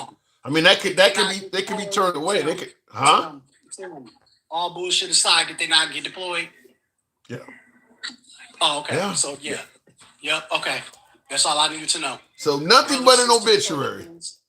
Brothers, sisters, cousins, sons, daughters, dads, moms, uncles, all going over fucking seas for a war. Oh, and did you know that they're starting to reject their deployment? Did you know that? I've heard that, and I talked about this. Yes, I talked about this. I think either on the live yesterday or before. Is that if you don't listen, if you do not answer the call, if you're in the military during a war, it's treason, and that can be punishable by death. However, this is for my beloved MAGA folks that keep saying this is not a war. If all of a sudden some of these soldiers decide to go, what do they call it, AWOL, and they don't fight on our behalf, you can't charge them with treason if you're on record saying it's not a war. That was just failure to follow orders. That's different than being in a war. There's no death penalty attached to failure to follow orders. So if you're on record saying it's not a war and one of these folks decide to not follow this and you want to bring them up on charges, they're going to yell out, well, he said it ain't a war, so take the death penalty, treason stuff off the table. He said it ain't a war. So I think, go ahead. All of y'all fake ass MAGA who say y'all so pumped up and ready to go re-enlist. Go ahead, go re-enlist. Go sign up. so you can go over there and fight for your president daddy. Because I'm sure plenty of y'all gonna make it, right? Go over there in your yachts with your Confederate flags and your Trump 2028 signs, which it doesn't even matter because the stupid old motherfucker can't run for a third term anyway. Go ahead and sail your little boats all the way around the Horn of Africa. Let's make sure you make it to the strait, right? And if you pass Mogadishu and somebody don't tell you that I'm the captain now and steal your boat, you ain't gonna find me. Take your ass on around there. Go ahead, y'all big and bad. No problem. Well, I've Put your had nuts out. King. I have had MAGA come on here, like Straight Talk, for instance, and he said if he was 10 years younger, he would strap up and go fight. Man, that motherfucker be lying his ass off. That dude don't know what the fuck he talking about. Half the shit that dude say, he pull out the crack of his ass.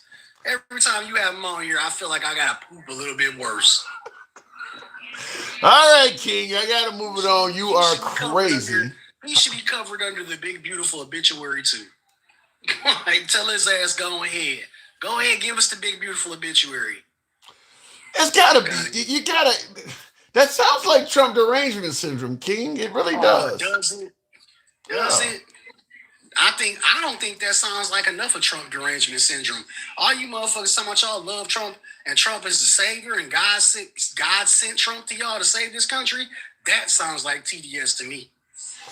Yeah, I don't like that. I always admit I've been to a couple of Trump rallies, and I did have somebody when I was in line. We were in line for like 5 hours waiting to get in, and I had one of the guys in line with me tell me to my face that Trump was appointed by God. So there are a lot of MAGA that do believe Trump was sent by God to be the president. Shit I've ever heard in my life. Trump was sent by God. You think God would send a piece of shit like Trump? You think out of all of his angels, out of all of the good people he got in heaven, out of all the beautiful women and beautiful men and awesome people and great people in this land and that ever lived, God would send Trump, that squaggly mired piece of orange dookie shit, to come save America? Why the hell would he save America? Are you serious right now? Are you serious right now? You believe God would send that piece of dung to save America? I gotta let you go. I gotta let you go. King, it's always nice to hear from you. I cannot believe you just said that.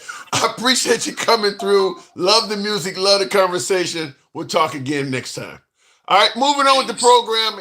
Tap the screen, get us on up to what are we looking at? 70? I can barely see with the numbers up there right at the screen. Get us on 55,000. A lot of lazy thumbs in here. This must be a bad production tonight. We have to cut this one short.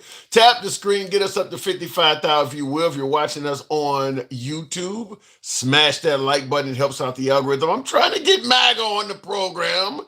It's not as easy to get MAGA up here, but I certainly want to hear from MAGA in regards to tonight's actual topic, which is, are we really winning? So I do want to hear from some MAGA. Can you find a Democrat without TDS to talk to, says Leo. I'm trying. I bring everyone up. I bring you up. So we're not picking and choosing progressives and liberals only. We'll take far right. We've had Proud Boys. We'll take whatever. Oath Keepers come up on the program, foreigners from other countries. When we say we don't black man or censor, damn it, we mean it. This is an open forum. You can be critical of anyone, including yours truly, and we remain MAGA friendly on every broadcast. Our comments go left of Bernie Sanders to I'm having dinner with Q. That's how the program has always been ran. Everyone gets to speak without any concern of a host that's trying to censor or limit you based on your political affiliation. And looking in the comments, what's winning? That's what we're trying to find out, Black Knight. Are we really winning, and what denotes what victory is? Tim, you good, national and professional. Thank you, Corn Husker Cowboy. Is that a play on Nebraska? Cornhusker Cowboy. They got Cowboys out there. I'll tell you what this homeboy definitely signing. What does that say? I'll tell you what this homeboy definitely signing up to get everything free that he can imagine, just like everything that's happening in Minnesota uppers at 10. I don't know what any of that means. Uppers at 10 from the American. Don't know what that means. MAGA here, and we aren't going anywhere. We are winner chicken dinner. Thank you for your patriot supporting our President Trump. He is on our side. So this is coming from Sharon, female. Get some female MAGA. I always shout out to the female MAGA. She says, MAGA is here and we aren't going anywhere. And I've said that before. I don't think even after Trump is gone, MAGA still will be around. I don't think they're going anywhere either. She says, MAGA's here. We aren't going anywhere. We are winner, winner, chicken dinner. Thank you for your patriotism supporting our President Trump. All right. Appreciate your comment, Sharon. U.S. dollar global dominance is fucked in Trump 2049. Laughing my ass off. He's going to pass away in a few years. Yikes, Party Pat. Yes, we're winning. The swamp's being exposed, and we have the only president to do what he said he was going to do. Thank you, USMC Corporal Desert Storm Disabled Veteran. Thank you for that response there, Punisher. But in regards to your statement, before we go to the next caller and get us on up to 55,000, then what I'm kind of admitting that I'm clueless on is the notion that President Trump, as you say, has promised. He's doing what he promised. You know, promises made, promises kept. That's what you're suggesting. I have a hard time totally understanding that because of, you know, past statements from President Trump while he was at rallies. State of peace. I am peace. People don't believe that. I am peace.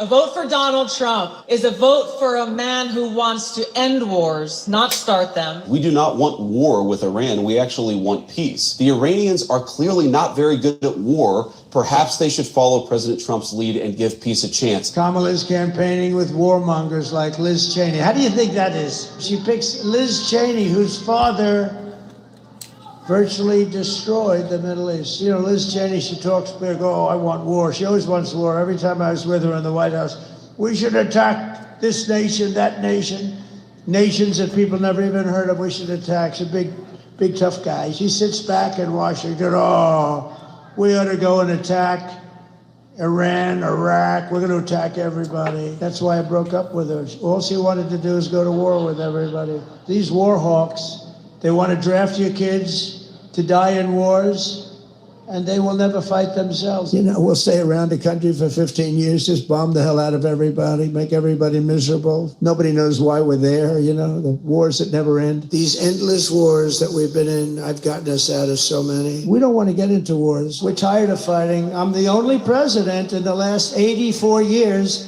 that didn't. And there's just plenty of that. I'm going to cut it short. There's a lot more of that. Now, I see in the comments, I think the Punisher was saying something like sometimes to get peace, you got to expect wars or something like that. But Greenland, Venezuela, Iran, perhaps, because we've been talking about Iran for decades now. Many presidents have been talking about the dangers of Iran. But when you start having operations in Venezuela, Cuba, because he's made it clear that Cuba's next, and taking over Greenland. No, you didn't expect him to do that. Those are military operations that he didn't campaign on. So the whole promises made, promises kept. I don't see where threatening to conquer a NATO member nation falls in that category. Not to mention threatening Canada, Mexico. He's threatened Colombia after Venezuela. I mean, he's threatened so many nations. This doesn't sound like somebody who's seeking peace. Keep in mind, all of the nations I've mentioned, 1 year. All of this happened in one single year. When has America ever in its history attacked that many nations in one single year? Not to mention all the nations he's threatened that we haven't attacked. Now, all this happened in 1 year. I don't know if that comes across as somebody being peaceful. I just don't see it, but maybe I'm getting it wrong. In the comments, if you know the geographical layout, then you know why he did that to Venezuela and why he is talking to Greenland and Cuba. Yeah, I know what the geographical layout are, but you're going to take a NATO member nation like Greenland and state, we're doing this for the security of the United States. We need your nation so that we'll be safer. That's like saying, I want to take your house so I can live more comfortable. There is no justification for it, no matter how you explain it. You can't take somebody else's country because it'll make you safer. I mean, what's next? You take over Cuba because that way it'll prevent anybody from having access to the Gulf? You start taking over Haiti and all of the Caribbean countries. That way we got security. I mean, you could come up with a million reasons why to do it. That sounds like Germany taking over Poland or Russia taking over the Ukraine. They all use excuses like that. I mean, that's what it makes it sound like. He's on some kind of world domination or something. That's the way I hear it. But you guys can let me know. We'll go to Sherbert in the comments. Muslims are Old Testament Christians, ask them. Huh? Sherbert, good evening. Hey, Tim. It's been a while. Yeah. Well, it's good to have you on all solo. So, are we winning yet? I don't see how. Well, I got a lot of... I don't think in any single one thing we're doing any better other than spending. Well, what about security? Maybe, Trump says the nation is more respected now. But nobody will come to our call to help. We've become the laughing stock of the world. But no, we're not in any better shape now that Trump is here. And especially within 1 year, like you were just saying. Yeah, I gotta say, that is fast. I mean, with him having 2.5 more years left, we may own half the planet by the time he's done, or at least be at war with a bunch of countries. I mean, he is moving, because that's my guess is he's not going to stop at Cuba if he is able to thwart Iran. Now, many believe that Iran's going to go on a lot longer than the Trump administration is saying. But let's say he does successfully thwart Iran fairly quickly. Let's say the Iran war is over with by the summer, and we have a positive outcome for America. Cuba's not going to last long. Cuba's on his knees. He's saying it already now, and I think that's pretty much true. But I don't think he would stop at Cuba, Sherbert. I think that he would find a problem with another nation. I completely agree with you. I mean, you remember what J.D. Vance said about Trump about 5 years ago, 6 years ago? He's very Hitler-like? No, maybe it was like 3 years ago. He said he's very Hitler-like. Yeah, and he keeps proving that to everybody, and we were telling you election night and months coming up to that this is what he's going to do. This is exactly what he was going to do. Now, we didn't think it was going to be this fast, but he's already proven to show that he wants to start a conflict so that when the midterms happen and when the next election happens, he can just go, nah, we're going to do what Zelensky did.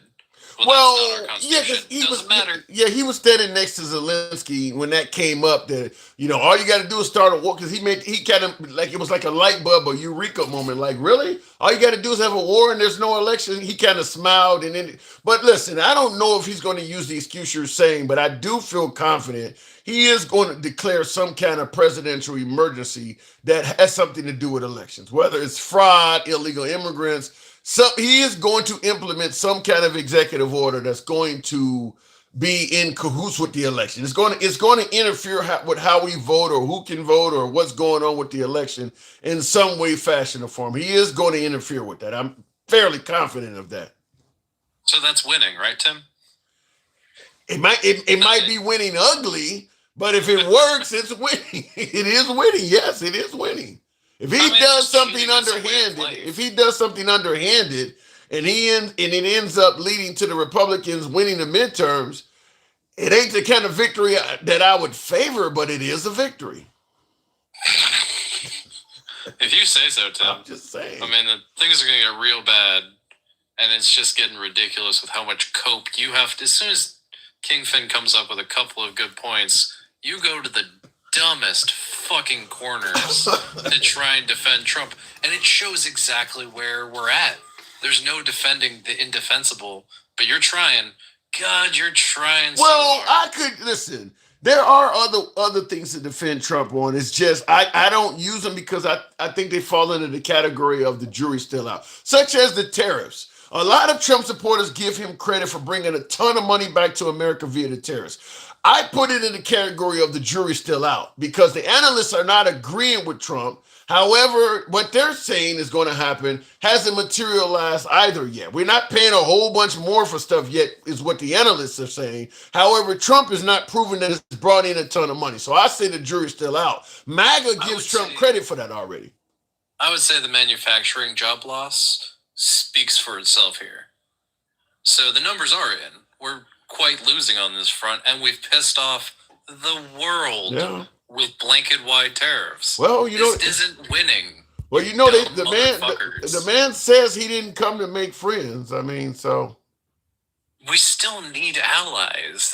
We're not. Oh man, the isolationist people piss me off. The only people who are MAGA now are Q, like Straight Talk and the Proud Boys of Gen X. It's just real sad. Well, here's what I don't get when it comes to we can do everything. We don't need anybody. We don't need allies. We can do all this alone. Now, I don't favor that at all. I'm kind of on your side about that. I do believe we need allies. However, what I don't understand from the MAGA and I don't understand from Trump and the MAGA crowd is you don't need allies. You want to be America first, and we want to just do and pay attention to ourselves. Then why are we in so many international affairs? I mean, if you were going to get out of international affairs and say, look, we don't need NATO, we don't need any of them, we're going to focus on shit here at home, it would make a lot more sense. But Trump is involved in all sorts of international affairs. So you can't have them both. Either you want to be involved and do stuff that is international, or you want to be a nationalist. And we're just not acting like nationalists under Trump. Well, the other problem is there's never any seriousness to what he says. When it's always just, well, we're going to look at that. We're going to look at 2 more weeks. Well, we got concepts of a healthcare plan. Big App in the comments. Big App in the comments said Trump is playing 9D chess. What the fuck is that? He's not playing checkers. He's playing 9D chess. Well, Timmy's playing with all the other split personalities he has. Oh my God. Well, they often do say he's not playing checkers, he's playing chess. Then he became 3D and 4D. It's a stupid fucking reference because I don't think he could even win at checkers. Maybe Connect 4? I don't know. You're not. It's questionable. You sound like King, like you try to suggest the president is not smart or something. He might win, but he's definitely going to shit his pants after. You're disrespecting the commander-in-chief. That is 100% true. You're doing it intentionally. Well, that's how I feel about it. And I believe we have free speech here. Maybe not on these apps because it's all of his billionaire buddies that are buying up these companies and news outlets and everything else. So free speech doesn't really feel free when they're rigging the game in every single way. Now you tell me, Tim. I don't think I'm being that disrespectful when there is literally video evidence and the sound you can hear clearly when they rush out everybody 5 seconds later. Well, so I don't think I'm disrespecting as much as pointing out something that did happen. Well, speaking of being disrespected, you're giving your opinion on President Trump, and Sleeper 1969 in the comments says, according to a man, in quotes, named Sherbert. So he's suggesting that your name is not befitting of a man. Sherbert, what say you? Whatever. I don't really give a shit what he says about my name. Go fuck yourself. There's doomsday over here. Oh. What happened oh my God, I can't believe you just said that. Okay, yeah, and it says, I keep getting warnings about banning my account. Somebody, Unspoken Love You say that. The guy's whole political stance is, I hate Trump. That's funny. Is that your whole political stance? Not at all, but it is quite prominent in this every 15 minutes breaking news that Trump refuses to not have, or Stephen Miller being absolutely fucking crazy.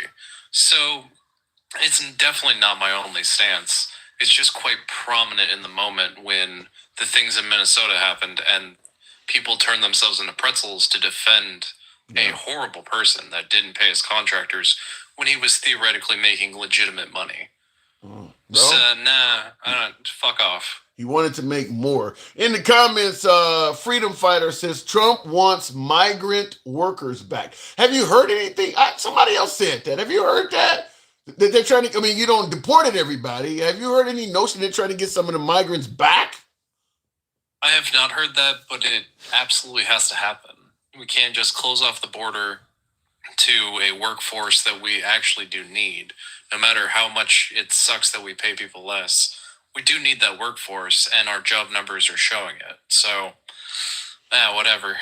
We probably need to open the border back up to where you can get a day pass and make actual communication happen. I don't think we had to open borders, but we actually needed borders to run. Yeah, I think that was something that was being said almost immediately when Trump started getting very aggressive on deportations. Is that there's going to be some of these jobs you're deporting people from. Ain't nobody going to want to do this shit. I mean, look, carpentry and plumbing and roofing, you might be able to find Americans to do that if it pays decent wages. But when you're talking about picking crops and shit off of trees and standing in the field picking cabbage and shit like that. Even if you pay a decent wage, a lot of Americans ain't gonna do that. I mean, we got other options. I'm not gonna stand out in the sun and burn up, bending over, picking up cabbage or whatever the hell they do. So some of that stuff. Have you seen Ralphie May, the comedian? No. Oh my God, he died 10 years ago. He was an amazing comedian, 400 pounds, huge fat ass. But he had a great joke about you're not gonna get black people back into the fields to pick anything. You can't even get them to pick a DVD in the yard. and I don't disagree with that. I mean, look, I'm 50 plus, been working since I was about 14, 15. I've never worked weekends. I worked business hours Monday through Friday my whole working career. I'd be damned if I'm gonna go out in the field and pick some shit. I went to school so I wouldn't have to deal with shit like that. I didn't get 3 degrees to go out into a fucking field. So I totally agree with that. We're not gonna do that. Trump is gonna go into the field and pick some cabbage? I don't think they would even put on the uniform and defend the country. So definitely not picking cabbage. No, they don't like it for some reason. They don't like me talking there, Tim. Yeah. I'm getting warnings. Yeah. Have a great night. All right. Appreciate it, Sherbert. Thank you for coming through, as always. What does this says? Donald Trump has a 160 in still evil, though. What do you mean by that? He has a 160. I don't get that one. DT has a 160 in still evil, though. Jay said, I don't quite get that comment. And somebody before you says Trump is a fucking criminal. Well, normally I would say you can't just make allegations against somebody without them having their day in court. But unfortunately, Trump did have his day in court, and he was convicted of 34 felonies. So officially, he is a criminal. I mean, he is officially a criminal. Whether you believe the charges were legit or not, he is officially a criminal. Those 34 felonies are out there. And I see somebody, call me Gecko. Just don't spam. I get you one at 8647. I don't know if that's your address, 8647, or if that's the last 4 digits of your phone number, or if you've been hanging around Jim Comey on the beach. Jesus Christ was a criminal. These serpents are so spineless. Who cares if he's a criminal? Huh? You're telling me that the citizens of America should not care if Trump was a criminal because Jesus Christ was one? Really? Okay. Then you shouldn't care if the illegal immigrants are here. Criminality should be okay then, right? So the ones that entered this country and they're not here legally, you shouldn't care about them either because Jesus Christ was a criminal, right? Okay. Golf is good. Golf is great. Give him a stroke. Don't make us wait. Jesus. I'm assuming I don't have any viewers at all that genuinely wish the president would croak. I'm assuming I don't have any viewers like that. I'm assuming it's just folks trolling. I don't think anybody really wants the president to croak. Looking in the comments, and I see you said sure, but I love that. What was that rhyme again? It was a rhyme in regards to playing golf. It's Jesus. Well, I don't know where it went. But it was an interesting rhyme. Golf is good. Golf is great. Give him a stroke. Don't make us wait. Now, he's talking about a stroke while playing golf. You take a stroke on a 10th hole or something. He's talking about swinging a club, I'm assuming. What underlying crime did Trump commit? Says, wire fraud, I believe. What was the 34 felonies for? I think he was evaluating and devaluating his properties and things like that. I don't know what the actual crime, the official crime was. I could ask Alexa, what crimes were Trump committed of or convicted for? Donald Trump was convicted on 34 counts of falsifying business records in 2024 related to hush money payments. He faced other charges, including mishandling classified documents and election interference, but these cases were dismissed. Alexa, stop. Falsifying bank records. That is a crime. There you go. 160 IQ. Are you saying it's IQ is 160, Jay said? So there you go. Falsifying bank records. He was convicted of that. That is a crime. Looking in a way for the notion, for folks who say, you know, it's a victimless crime or whatever. If it's a crime, it's a crime. I mean, you could go and pay for some pussy. The woman agrees to it. She took your money. You got what you wanted to come there for. It's a victimless crime. Yet it is a crime. Just so there are plenty of crimes out there that do not have victims. I mean, so I'm just telling you, saying it's a victimless crime, that alone is not a justification to get away with it. Looking at the cover, 34 felonies were made up crimes, misdemeanors, not a crime. Alexa, bullshit. Well, I'll just tell you this.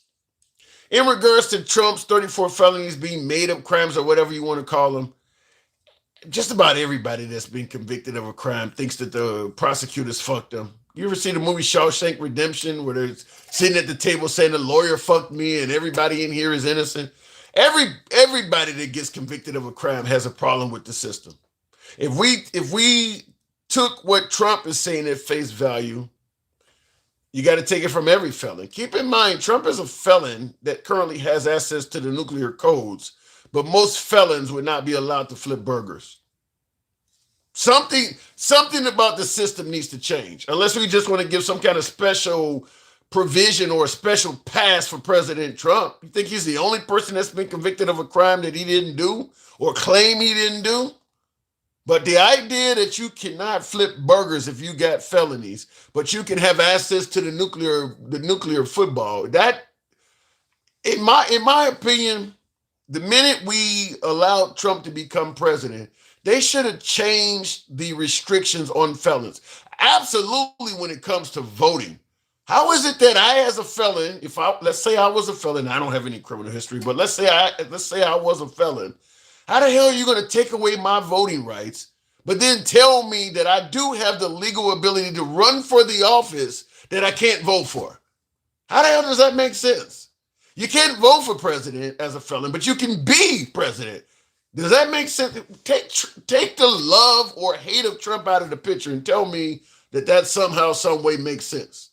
That you can't vote for the president as a felon, but you can be the president as a felon. So the way felons cannot vote everywhere. Somebody in the comments, David is saying felons can't vote. There's plenty of places felons can't vote. Felons can't get student loans. Felons can't get their hands on a firearm. There's all kinds of things felons can't do. But he can get his hands on the nuclear codes? Something's wrong with that. I'm just going to tell you, something is wrong with that.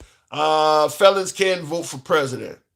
You're telling me that what about in the state elections?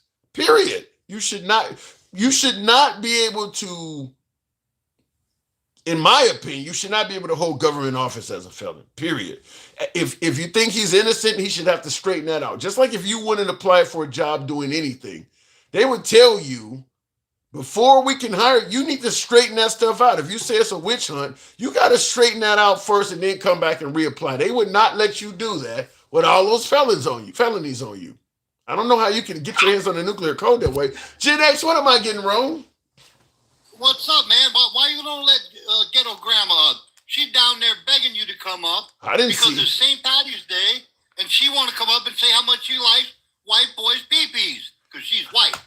I won't come up and tell you how much I love white man pee-pees.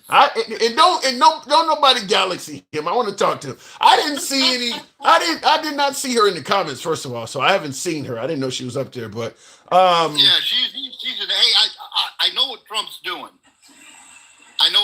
What is he doing? Trump is getting ready to drop NATO.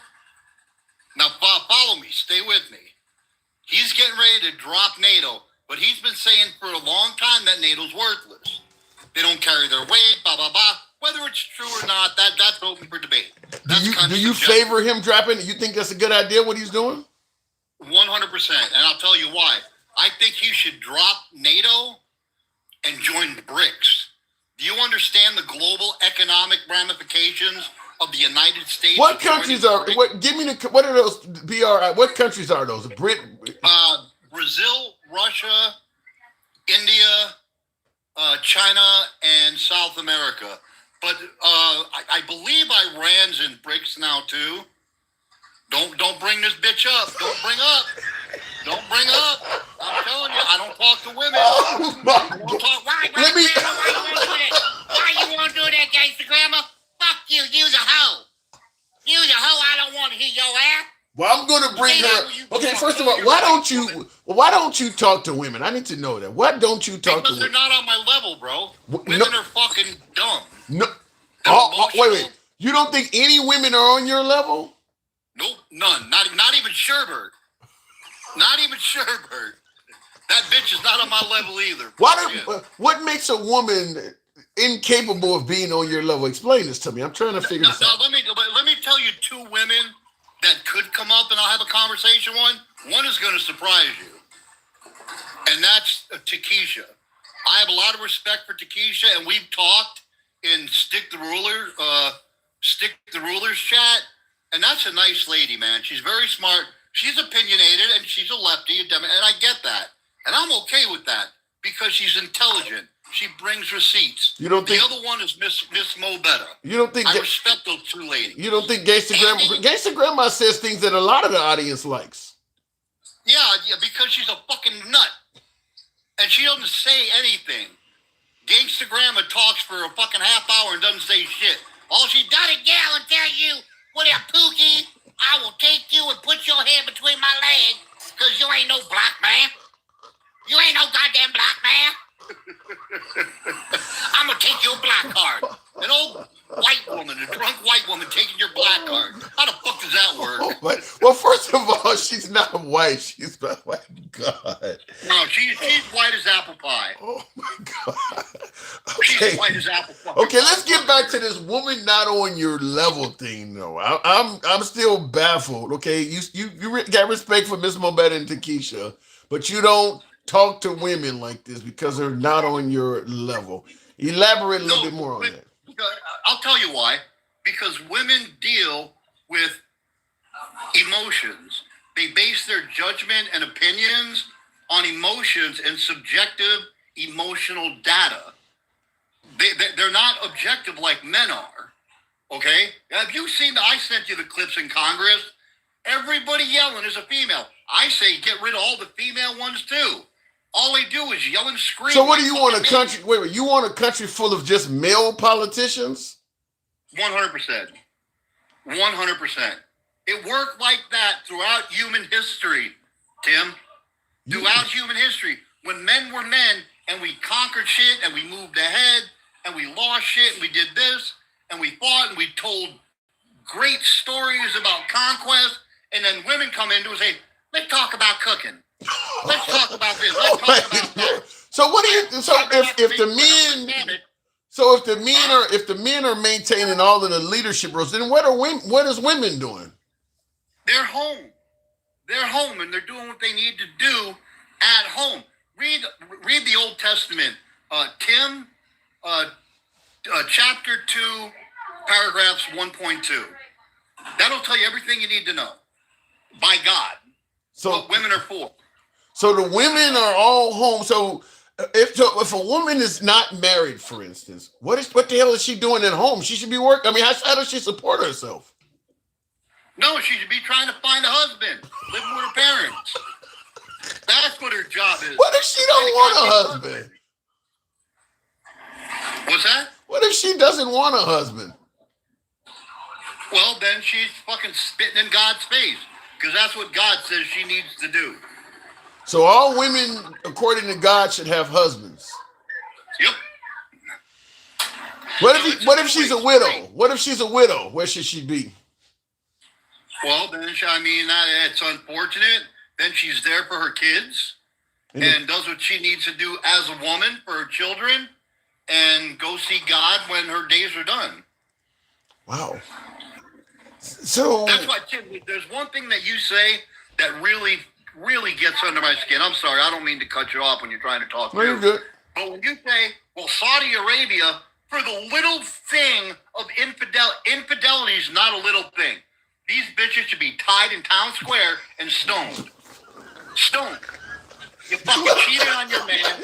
So you agree with Saudi? Wait. You agree with Saudi Arabia actually 100%. executing a woman that is unfaithful to her husband? 100%. But I feel the same about a man. If a married man lays bed with a married woman, then he should have the same consequence. Yes, 100%. Death for infidelity. Jesus Christ! You would have you would maintain a really strict world there, Gen X. That's really strict. It's worked for me for 20 some odd years. It works, man. Have you been married before? I've been married for over 20 years, yeah. And your wife agrees with this? 100%. I wish she was around to talk to, because I would. She has a fine white sister, man. That's the same. If you're interested, I'll bring you out. They ain't racist. They fucking love all men. I mean, I'm trying to figure out. Let's say and I see in the comments, SMB says your wife is not happy, but I would love to talk to any spouse that is married to a guy like you, because you're not the only guy. I've talked to a few other guys that have this vision for women that is, because you kind of believe that men have a hierarchy over women. Am I right in saying that? To a point, yes, but to a point, no. I don't believe. This is what I believe, and it's kind of reflected in the Bible as well. A man should treat a woman the way he expects another man to treat his mom. That's how a man should treat a woman. Okay, I don't see any problems with that, but I don't see why women should not be able to hold public office. That's where you lose me at. Because they don't. They're too emotional, bro. They're too fucking emotional. I mean, shit. I mean, there's a lot of women that are able to maintain managerial positions just fine, even with the emotion. I mean, you don't think some men are emotional? Okay, 100%. Trump is the epitome of a fucking borderline woman. I'll give you that. But you love him. He wears his emotions on his sleeve, and I get that. But the majority of the time, not the rule of all time, the majority of the time, women are way more emotional than men. 100%. Now, you clearly don't believe women should have public. Do you? I don't know if we talked about this before or not, but do you believe women should vote for public office? Fuck no. So they can't hold office or vote. They should repeal the 19th Amendment yesterday. Yeah. And I'll tell you why. Because when women get involved in politics, just because she can't vote, don't mean she's not going to get you to vote the way she wants you to vote, because she got this thing called a mouth and a poo nanny. That's going to make you say, okay, baby, I'll do whatever you want me to do. Just rock and roll. I don't know so Gen X, wait a minute. I don't know if I agree that, okay, now you're MAGA. You're absolutely MAGA. You're trying to tell me some good poo nanny could make you vote for Kamala Harris? Fuck no, it can't. All right, then. So what are you talking about? Couldn't make me do that. But you got to understand, many men are weak. You don't have a whole country full of men here. You have about half that are men, and you've got half that are beta males, the liberals, that deal with their feelings and this and that, and okay, baby, we'll do what you want to do, and but what woman is going to hold a pussy back on the condition that you vote for? I mean, you ain't even got to tell who you're voting for. And you, by the way, you could tell a woman, I'm not MAGA, but when you go to the polling place, support Trump, she doesn't get to see who you're voting for. Well, that's because of course she's gonna know. How? Because you express yourself every day. You say who you voted for. You don't have to do that. I don't have conversations with her about it because I don't want that aspect of her life in that aspect of my life. Well, but she knows I'm 100% MAGA. But she also gets confused and said, because sometimes I'll yell and scream about Trump. I thought you liked him. I do like him, but he's fucking up. Wow, Jessica, by the way, there's a woman there showing some love to the show. Thank you, Jessica. Appreciate that. Thank you for helping out with the hat, mustache, cap, if you will. Thank you. But there goes Jessica. See, that's a woman showing some love to the show. You got to give it up for the women. She should. As she should. She just bought you a sandwich. She should show you love, baby. Come on, get with the program. Oh my God. You say some wild shit, man. You really do. I would love to have you in a room with a panel full of women. I would absolutely, because you say some. I tell you what, if you have me in a room with a panel full of women, when I'm going to walk out with 3 sandwiches and 4 press shirts. All right? That's the type of motherfucker I am. Oh my God. I don't know. I mean, I got some folks in the comments that are saying you come straight out of the 1800s, man. I mean, some folks see, they think that you're backwards on this. Well, they can think what they want. Look at how the world operated not even 200 years ago. Okay, we had our problems. We had this, we had that, but we had a nuclear family. Even 60 years ago, when black families had a nuclear family, black Americans were some of the most productive people in American history. They're not productive now? They were productive. Their children were productive. As soon as the government broke up the black family and you had single moms, I can do what I want. I don't care what you... Their kids went fucking wild. They went fucking wild. They started doing crazy. You know why? Because there wasn't a J.J. Evans around to whip that fucking ass, or James Evans around to whip that ass. You really throwing good time references in there. Oh my Fuck God. yeah, dude. Well, James Evans, that was a pop. That was it. Yeah. You tell me you're gonna run your mouth to fucking James Evans. Yeah. He really reminds me of my dad. When we watch the show, we often say my dad was just like James Evans from Good Times. He was strict like that. Cuss. I mean, James Evans kind of, you would expect a guy like that to have a Samuel L. Jackson type of vocabulary, but they couldn't do it on TV. But yeah, I mean, I get that. I get he was made up and he was a fictional character, but he personified a good American black man. That's what American black men and white men and all American men should be like. Just like that. Yeah, but there are some women like Harriet Tubman, for instance, who held it down. She didn't need no man to seek freedom. I mean, you got Rosa Parks. These women held it down. You know, Susan B. Anthony got women the right to vote, was willing to take that ass kicking for the rights of all women. You got to give the women some love, man. They actually. And I'm not saying you don't give them some love. That's not what I'm saying at all. But the majority, I'm talking majority. You're talking a handful of women out of a population of how many?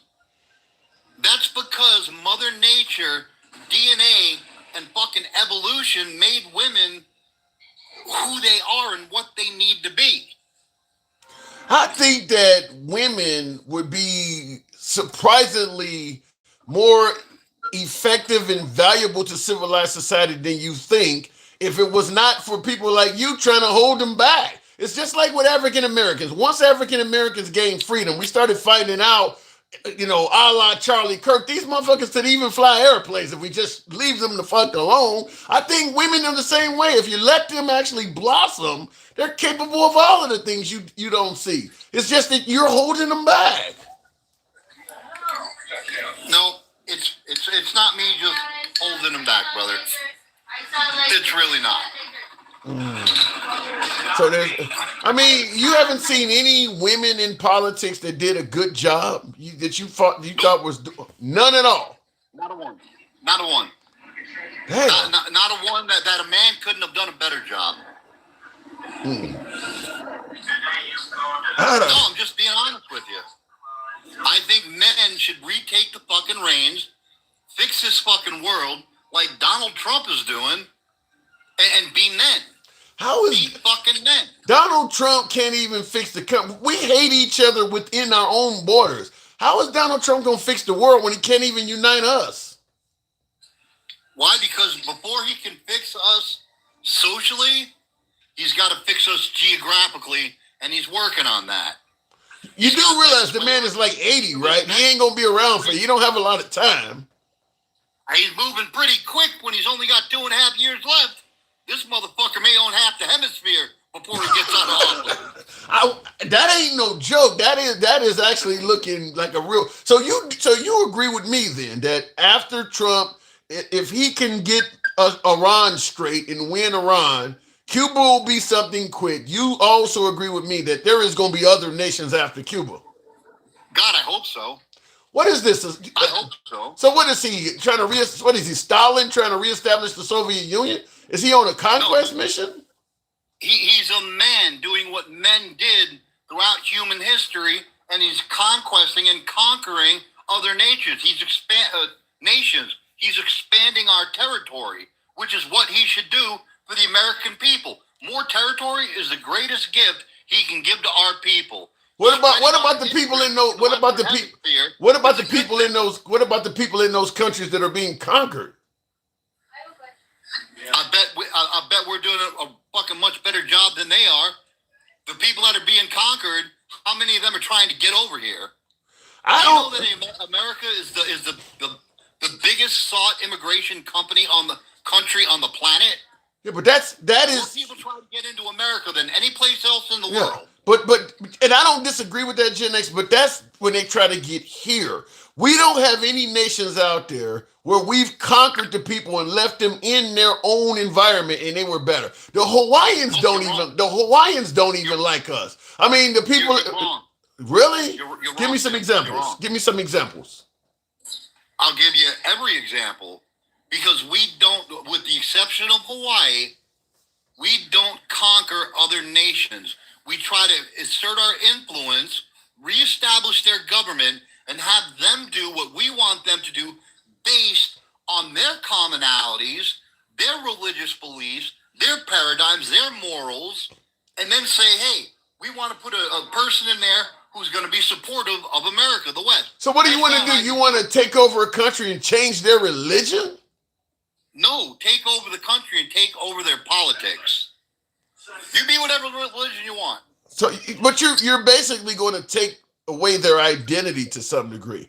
I mean, not their religion, but you're taking away their politics. I guess that's going to affect their culture. I mean, like Puerto Rico's another country where we have control over, and they're not very happy because they don't get represented properly. Most of the countries that we have conquered, if the people stayed in that particular area, they're not happy with us.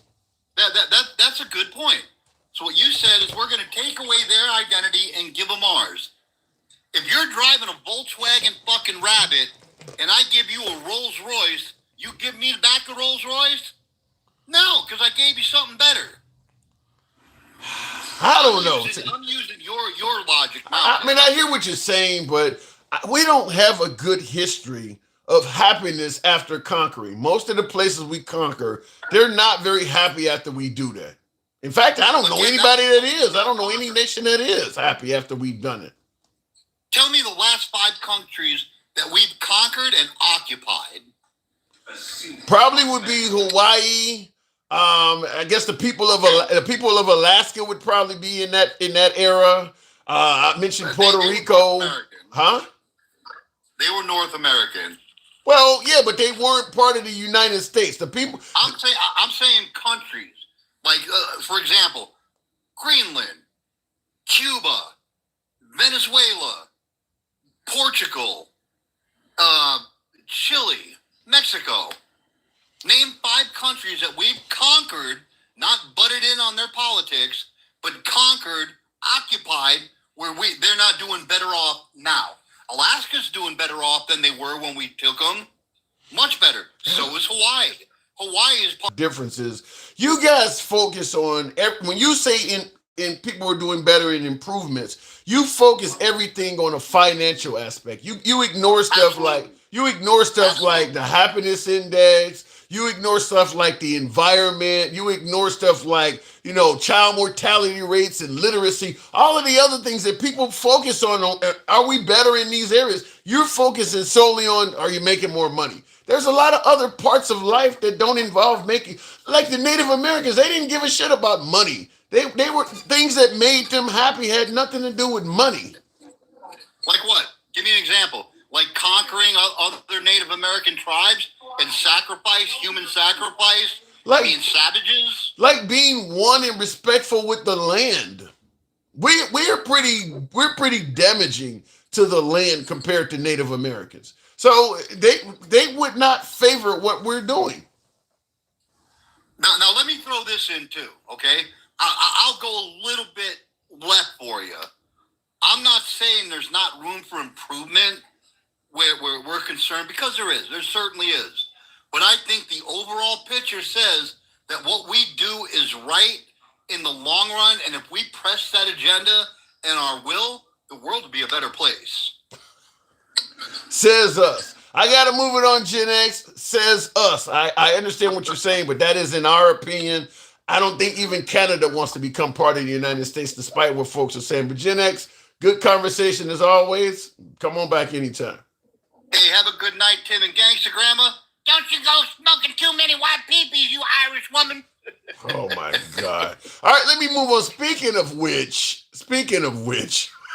because she did send a Galaxy, but I said ahead of time that I wanted to talk to Gen X one-on-one, and I said, don't Galaxy me. I guess she didn't hear me. So let me tell you something, and I'm saying this very bluntly. I don't give a fuck if you get hurt. You are a whole bitch. You are a bitch, and I'm never coming back here again. You just lost one of your biggest supporters, because I'm the one that gets you the most. Go look. How did I? No, I'm done. Okay. I'm done. That was the fucked up shit that you did. That was fucked up. You allowed a white man to disrespect me, and you laughed about it. And then you came up here, and you let that white man come up and say, well, you know, the black family, it was a white man that did that destroyed the black family. How about Black Wall Street that burned us down? How about the Lake Lemire that flooded the black community? And you didn't say shit, bitch. And I called you a whole bitch. Okay. And I'm done with you. And I'm never coming back to your so-called platform again. Well, done. we always do it, God. You can't change your rules in the middle to do favoritism. You can't. We didn't change the rules in the middle. Yes, I made you it did. the minute he You came said, up. I'm not going to accept the Galaxy for him. Yes, you did. You can't do that. Okay. When you set a fucking rule, you set a fucking rule. Okay. So you just fucked yourself, bitch. You fucked yourself. I'm done.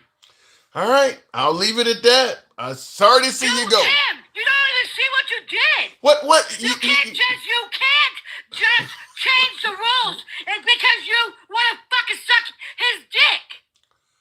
What the hell? You can't. What the hell makes you suggest that I want to fucking suck his dick? What are you talking about? Because you changed the rules. Well, I'm not going to accept nothing after he disrespected me. What the fuck is wrong with you? First of all, I wanted to talk to the man one-on-one, and the minute he came up... You can't change the rules, bro! You can't change the fucking rules! All right, okay. Once you put it in there, like other creators do, you can't do it! Okay. I disagree with you. I made it clear the minute he came up. You're a bitch. Okay. Your mama should have aborted you. Damn! And I've always had your fucking back. Always. And you let that white piece of shit disrespect me. I want to come up, and you said no. So fuck you, fuck your mama and your daddy.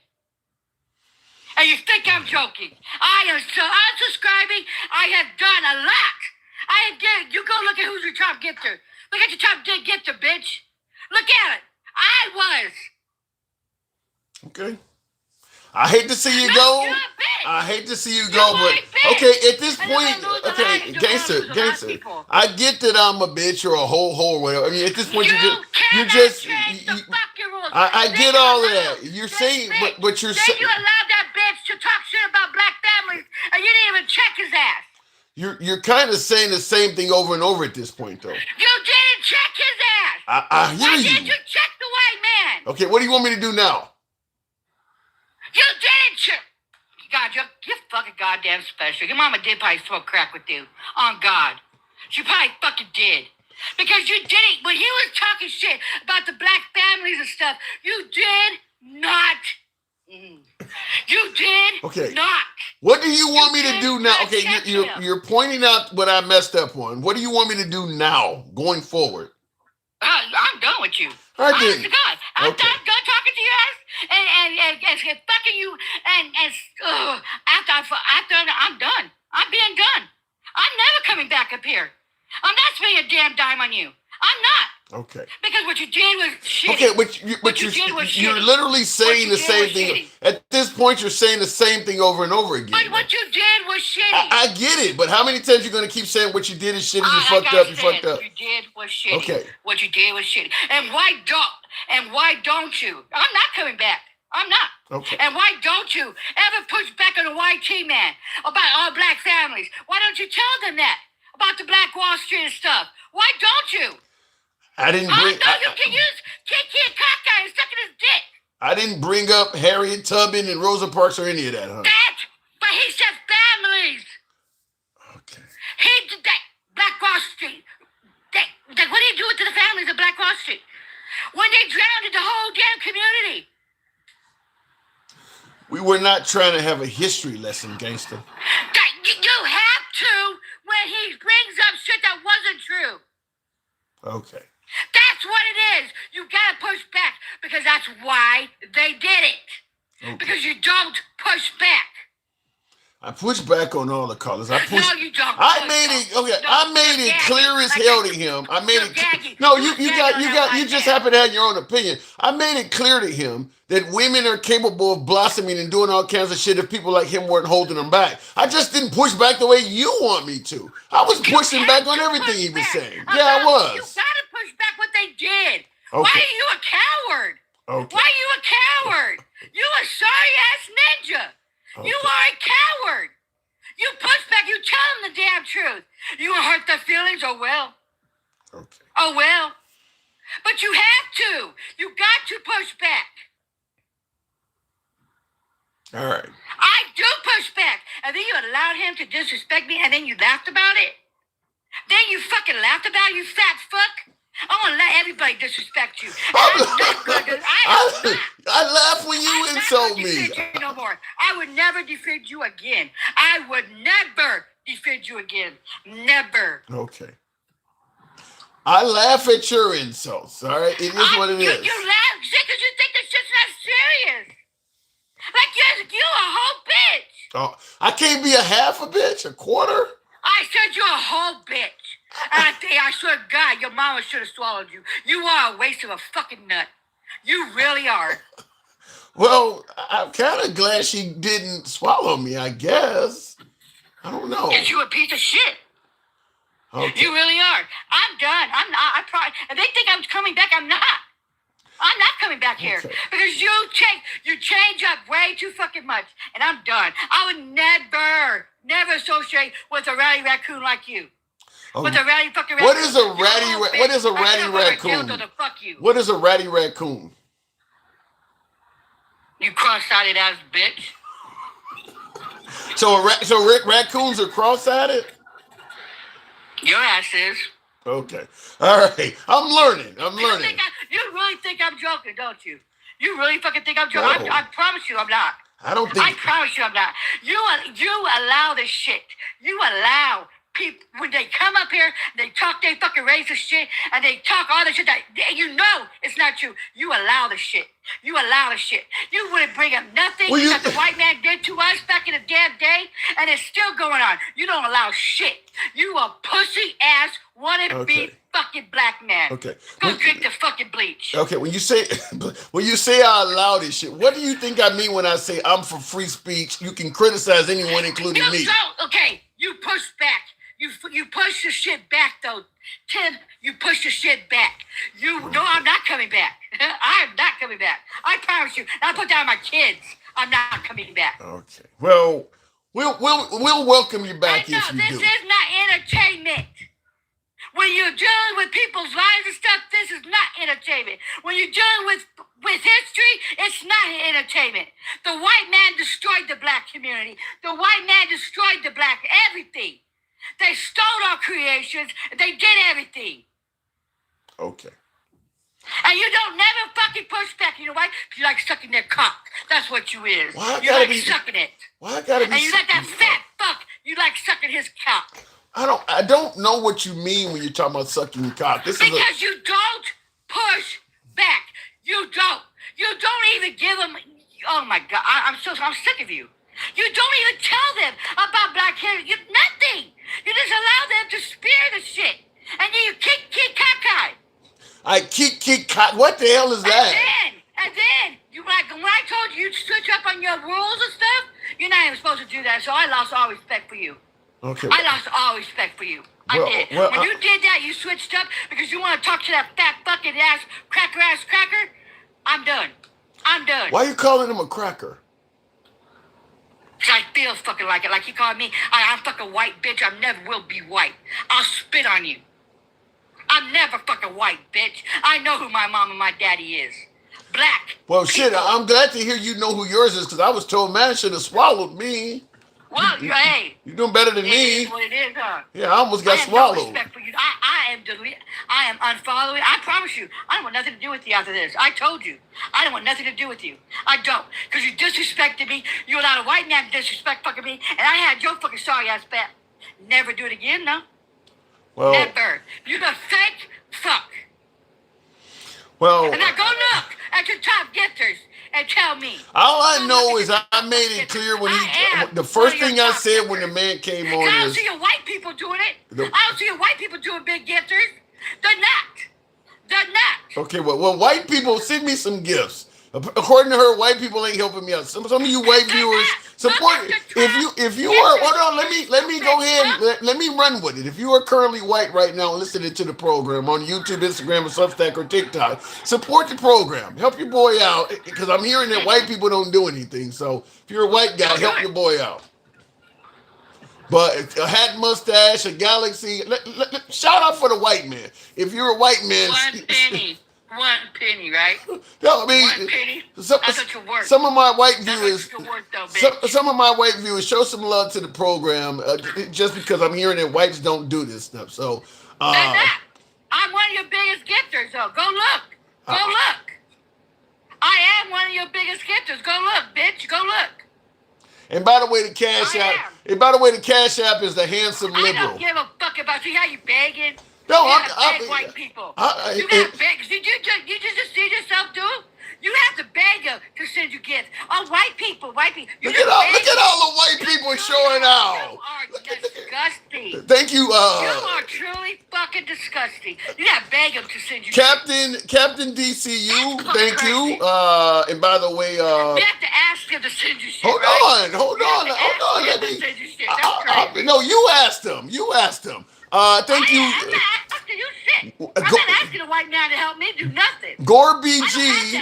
I don't ask nobody to get Okay, well, Gore BG, thank you. Gore BG says, Paleface here, enjoy the $5. Thank you, Paleface Gore BG, for showing some love. There's some white people in here. What are you talking about?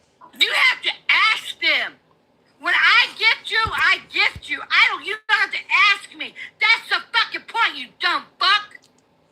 I got folks that are saying That was the whole point. So you missed the whole point. That's why you're a fucking ass cracker. Because you don't even know what the fuck I was trying to tell you. So now You have to ask your white people to help you. So now I'm a cracker? They don't do it naturally. They don't do it organically. You had to ask them. That is fucking insane. So and Gen X said Gen X equals win. So thank you. Wow. White Devil. That's a $50 gift. Thank you, White Devil. That is so nice. You had to ask. Wow. I got $50 from the White Devil. Wow. No, I'm going by the White Devil just hooked me up. Because you had to ask. You don't even know what the fuck you're doing. I'm listening to you. You had to ask them. You had to ask them to help you. It wasn't organically. No, I'm listening to you. Hold on a second. Run, nigga, run. I ain't running. Hold on a second.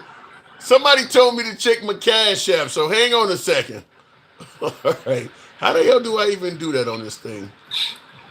You have to beg somebody to help you. Hench some shit. Yeah, I see that. I see that.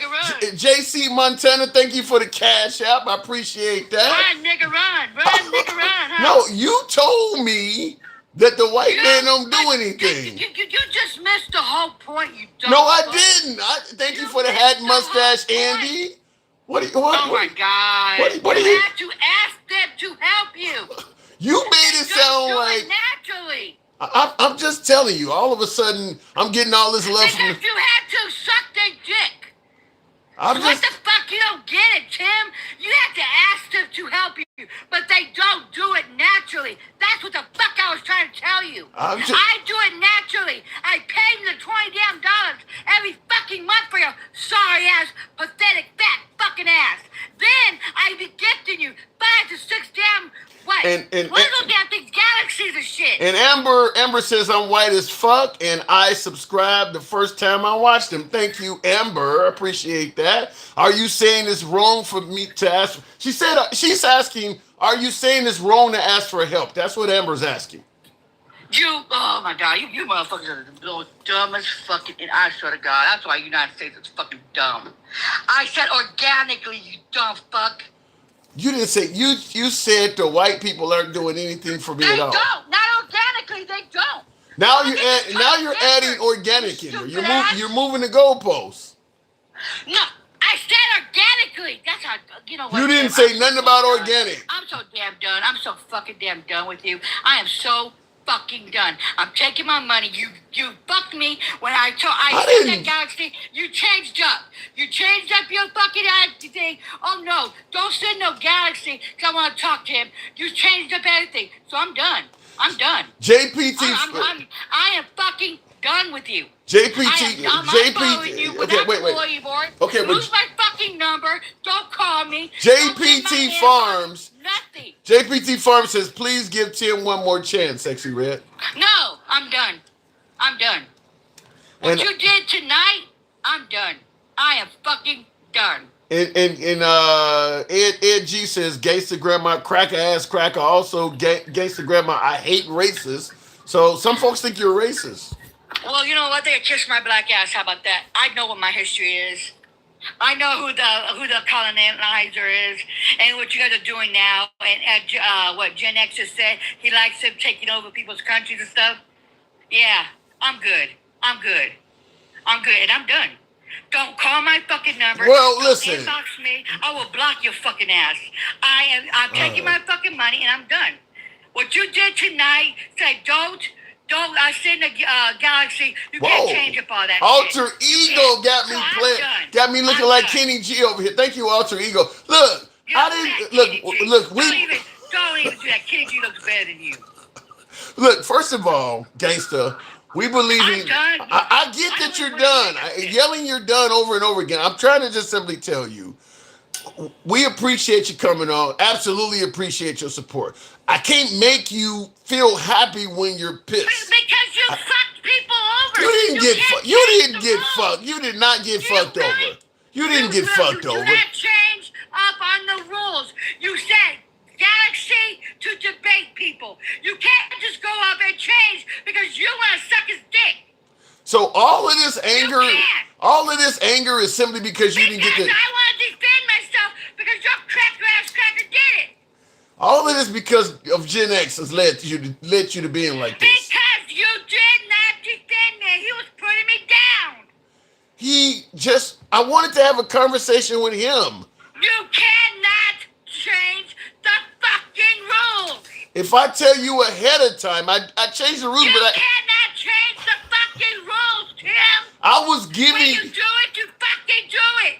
You want a galaxy? You got a galaxy, and then you change. I told you. Fuck your mama, and fuck your daddy. You know they both dead, And if you right? think I'm joking, watch. Okay, well you can't have sex with dead people. I think there's a crime against that. They're both dead. Well, you know what? You know what though? The better I'm dead and have a fucked up son like you. Well, they didn't swallow And me, you so think I'm joking? I can't. After tonight, after the damn disrespect, I'm done. I'm done, dude. I'm done. You fucked up. wow. You make And me. go look at the top gifter. Go look at the top gifter, bitch. Go look at it. You make me Go feel look at like it. It you. wasn't a white person. It wasn't a white fucking person. You fucked up. It was me. You really make me feel like Kane in Minister Society with this. You know you don't fucked up. She's You know got. what? Cowboy says you got to control your emotions. He's saying your emotions are out of control. You cannot change the fucking rules. Okay, we've heard the ruling part. We've heard that. You disagree. You know what, Tim? You're so fucking clueless. You truly are fucking white. You're so fucking clueless. You are so. How about this? Clueless. Let me make it up to you. Let me make it up to you. Let me make it up to you. No, Tim. Hold I on. don't want nothing to do with you. Okay, you don't I'm have. done with you, Okay, Tim. you can be. I'm done. You can I be just done got with me. the line of your- People came to see me. That's the reason why your viewers are so high. They don't. I'm done, Tim. Well, I got some good news for you. After all of this melee, Gen X in the comments says, "I am sorry, Gangsta Grandma. I love you." How about Go on and lie to yourself, bitch. Go on and lie to yourself. Stop spit on you. he's offering you lunch. Tim, I'm done. I'm following you. I will block your fucking sorry ass. I don't want nothing to do with you. He's offering you lunch. I don't. You really. I mean, you think this is a joke? No, I'm just. You're not real, dude. You're a fake bitch. You like sucking on a white man's cock too damn much for me. And you changed up. I wasted fucking $10 on your sorry ass. I wasted my 10 fucking damn dollars. I'm done. So I'm a. You a whole bitch. So I'm a fake bitch. So you suggesting I should have been a real bitch? I would have been better off being real than a fake bitch. You should have stick to the rules. Okay. You should stick to the rules. All You right. can't just go ask other content creators. Go ask other content creators. Okay, and I see in the comments, Joe says, I sent this org smirkly. Okay. All right, well, thank you for the support. All right, Gangsta Grandma, I hate to see you go. If you do come back, you're always welcome back. You know what? I don't wish. I can't stand you no more. And if people really think I'm coming back, I'm not. I'm done. You're always find out. okay, but you always are welcome back if you do. I don't give a fuck. Go commit suicide. I don't give a damn. All right, Bye, bitch. well, okay, well, I'll go ahead and drop you now. Thank you for coming through. By the way, folks, tap the screen. That was interesting. What do we say on every program? We don't block, ban, or censor anyone. I think I really proved that beyond any other caller. You can be critical of anyone on the program, including yours truly. I think she certainly gave you a good example of what it's like to see your host get criticized. Now, I do want to say something briefly about this. The changing of the rules thing. I had a guest on. Now, we do have a rule, which is what she was upset about. We do have a rule that if someone's on and we're talking to that person, you think that person is full of shit, or you want to just simply debate with that person, you can sit at Galaxy and we'll bring you up and talk one-on-one with that person. We've had that rule now for a couple of weeks or whatever. So some viewers like it, some do not. Gen X is somebody who doesn't like that rule. You heard him say he doesn't even believe women are on his level. So even if I had have accepted her Galaxy, which I've done in the past with Gen X, he just cuts out. He's not going to talk to him. So the Galaxy is not going to go anywhere. So to prevent anyone from sending a Galaxy and not getting what they were seeking, I said immediately when he came up, do not Galaxy this guest. I'm telling you that because they're just going to drop. You're not going to talk to the person. They're just going to drop. So I was trying to give everybody a heads up to save them from doing that. She took it some other kind of way that I was changing the rules. No, he's not going to talk to you. But I did want to talk to him. And everybody heard me immediately say when he came up, don't Galaxy this guest. So she believes that it's not right to do that. And you see how upset she got behind that? It is what it is. You cannot please everyone. I do appreciate the support she's given the channel, which she continued to say over and over again. I appreciate that. And I appreciate a hell of a lot of these white folks that showed that they can do it too. Thank you very much for that. Several of you did, but fact is, I don't mind. I took a poll, and I don't mind folks Galaxy and obviously for the support of the program, but I don't mind you talking to other guests. It's just that guest hangs up when people come up. So it was not worth doing it. And I tried to give a heads up. I guess she didn't hear that, or somehow, some way she thought you shouldn't be able to do that to me and I should be able to come up and yell at him anyway, even though it's only going to be for a few seconds until he drops. That's not much of a show. So I tried to prevent that. Anyway, moving on with the program. That's how that ended. In the comments though, that lady was a undercover racist. Well, I'm just saying, this is how the show goes. Tap the screen. We might be to get over the 100,000 hump. We're pretty close. Tap the screen. By the way, if you're watching on YouTube, certainly smash that like button. Helps out the program. Brings in more MAGA. Our YouTube algorithm, for some reason, brings in more MAGA. We enjoy talking to MAGA. So if you're watching on YouTube, because we're talking about, are you really winning? That is the actual topic of the show. Kind of got sidetracked there, but it is what it is. Juice says, Tim, don't trip. She'll be back. She's adamant she's not coming back. So you kind of figure out you're sitting on the porch and you just got home. You got a Dear John letter from your woman, and your neighbor's like, man, what's wrong with you, homie? Man, look, she left me, man. She left me. And you're just sitting beside me on the porch like, don't, man, she'll be back tomorrow. Oh, I think she's gone this time, man. I guess I really fucked up. I think she's gone, man. You want to go down and have a beer? I'm going to have to drink these sorrows away. Anyway, I appreciate you guys. Let me go straight to the next caller, and we'll make it happen with Arsha Fine. Good evening, Arsha.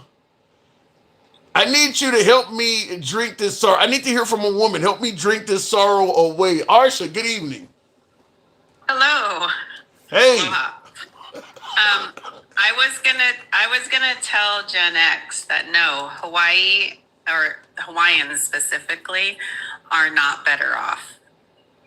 Explain. Elaborate. They don't have ownership of most of their land. Who owns it? The government. So America took over Hawaii and basically took ownership of the land there. Well, not only that, but I mean, Hawaii had a queen for a very long time. They had a Supreme Court that had women and men. It was more democratic than what we have today. Under the United monarchy. States, right. Now, when did we take? Was it the 1950s? When did this happen? In the 1950s, right? Yeah. Well, they annexed it earlier on than that, but it becoming a state, yes. Okay. It wasn't the did it improve the conditions when you became a state? No, I mean Puerto Rico warns Puerto Rican, of this. They don't want to be like Hawaii. They don't want to become Hawaii. Wow.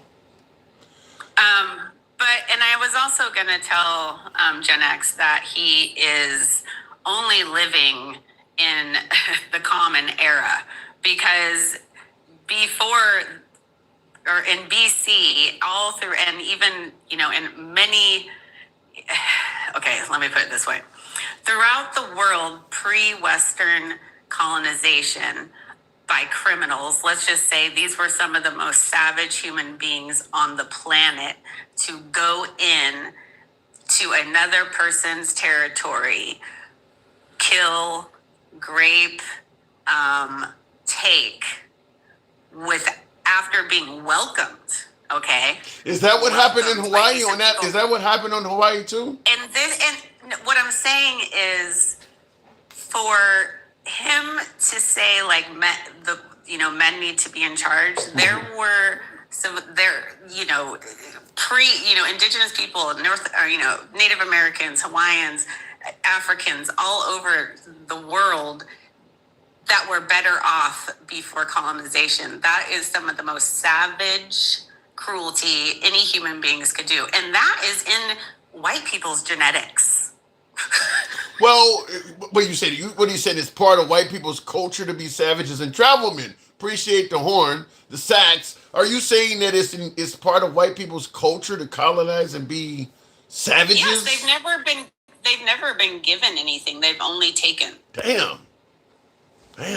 So whites are not hard workers that earn what they get. They just go around and steal. So what did the Roman Empire do? Wait, say that again. What did the Roman Empire do? You're talking about in terms of colonizing. Yeah, I mean, they spread throughout all Europe, right? Yeah. Taking. Hasn't there been some of that on the African continent among Africans? I mean, they do conquer each Africa other. was originally one continent. It was Europeans and Western colonizers that divided it up into countries and to create what it is today. There wasn't any of this prior. Europe or, these people coming in. And, the Europeans that came to America were not their best. If they were their best, they would have stayed where they were. What are you suggesting, that Europe didn't send America its best and brightest? They sent them rapists and murderers? Well, first off, we all know about Columbus. He was looking for India. That's why they call Native Americans Indians. Yeah. Okay, he was going for spices. He thought he had found India. He thought he had found India. He got lost. And then he thought, hey, there's this, went back and told, the Europeans, Spain, and all of this, there's this land for the taking, right? Okay. And next thing you know, they're bringing all their friends, and we didn't strike a deal with Mexico, with the Native Americans. But how about this? Amber in the comments says conquering is not limited to race. What the fuck is she saying? How do you respond to Amber? I didn't say conquering, colonization. What's the difference? They're kind of the same thing, ain't it? If you colonize someone, you pretty much conquer them.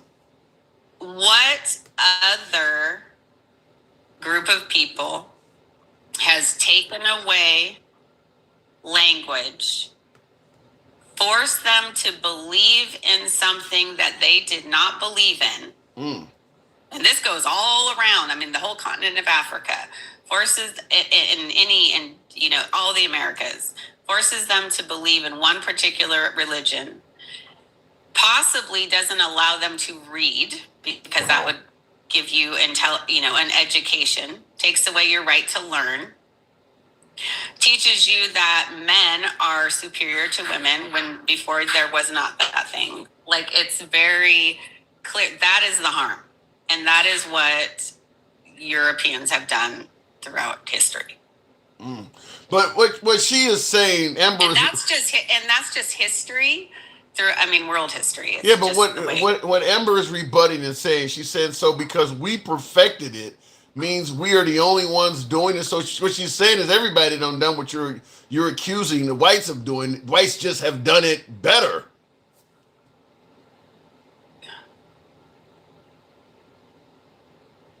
Tell me one place where it's better.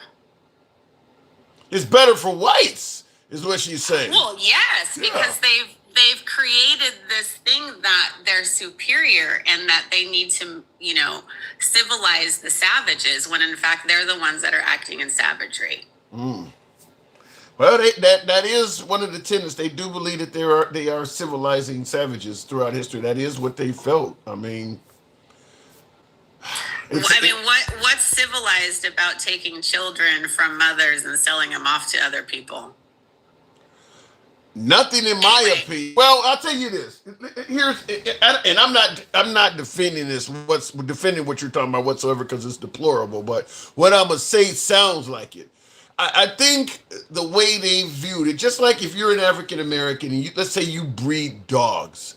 So when a puppy, when puppies are born, because you're selling them, you're taking those babies from the mother and selling them off. I think the problem is the white culture was viewing other cultures the way we view dogs. Like it is what it is. They were less than human. Yeah. Even though we bled the same, we had the same body parts, we had children the same, we had our own language, we had our own culture, civilization, or anybody. Yeah. Doing that is uncivilized. Yeah, I don't favor it for obvious reasons. Other group of people, do you see Africans coming over here trying to conquer? They do have hierarchies, and they do treat some of their own people like they're less than too. That does happen in Africa. But that is also due to what I had told you previously, is separating a continent and making it land ownership. And introducing a religion that was put in place there that creates that. I mean, over hundreds of years, it's not by accident. Anyway, what else is the topic?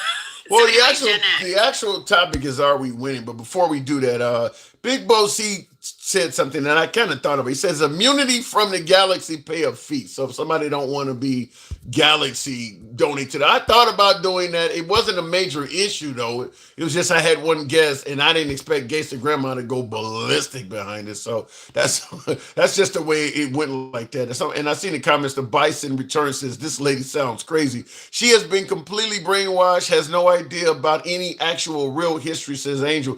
Oddly enough, you're attracting a lot of women that are criticizing you. I don't know. Actually, I read a lot of books, and I do not read things on the internet. I still believe in the printed word and learning about all different kinds of things, always have.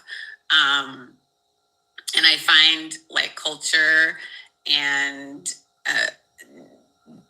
everything very interesting about how did Africa get this, from, and it's not like I'm just picking up from, some. How about this comment, These are written though? by historians, huh? How about this comment? So, Jay Hall, I think it says Africans did not have the technology to conquer other lands. That's why Africans sold Africans as slaves. First off, again, he's talking about something that was done, again, post-colonization, and the introduction of European ideas of what it was to be civilized. And we love to exploit the continent of Africa because of what's considered to be its riches. Yeah, the resources. De Beers, when they went in there and found all these diamonds are not a rare stone. There should not be children or any Africans dying or mining it. You can make a diamond in a lab that pretty much nobody can tell the difference. De Beers locks up all these Are diamonds. you sure about that? Now, I know you can make synthetic diamonds, but I'm under the impression you can. No, I actually just read something that they can actually create the exact same force in a lab that makes an actual diamond. If a jeweler looks at it, they won't know the difference. But if a person, a specific like Jamal, I can't remember what they're called, but it's basically a sign, somebody that's beyond, they can, but they have to have a very special machine. And it's got the same density because diamonds can cut. They're pretty hard. It's all of that. You can make all of that. Yeah. Yes. I didn't know But there's that. hundreds of millions of diamonds in the De Beers vault, and this is actual fact. It's not a secret. It's been known for a long time. But yeah, they call them blood diamonds for a reason. Fair enough. So are you really winning as a topic? Because President Trump stated that if you vote for him, now I know you didn't vote for Trump, but he did state that if America put him back in there, we were going to get tired of winning. Now he's been in there for a fourth of his second term already, about a year and a few months. It's March, so he got inaugurated in late January of 2025. So he's been in a year and a couple months, so 14 months or so. How do you view the way America is performing under Trump for these 14 months? Okay, so if we're gonna just talk about how Donald Trump affects my life or the people around me, and not talk about my gas, I live in Hawaii, which normally our gas is much cheaper than California's. There are actually other states. Washington State, for instance, usually has more expensive gas than us. When Biden left office, our gas was around getting down to like $4. But if I went to Costco, it was like $3.50 or $3.45. Okay. Now my gas, just within the last 2 weeks, it is now at if I want to go down the road. So again, it was around just over like maybe 401 or something. Okay. Today it's $5.29. Wow, so it's went up $1 and over $1.25. Yes. Damn.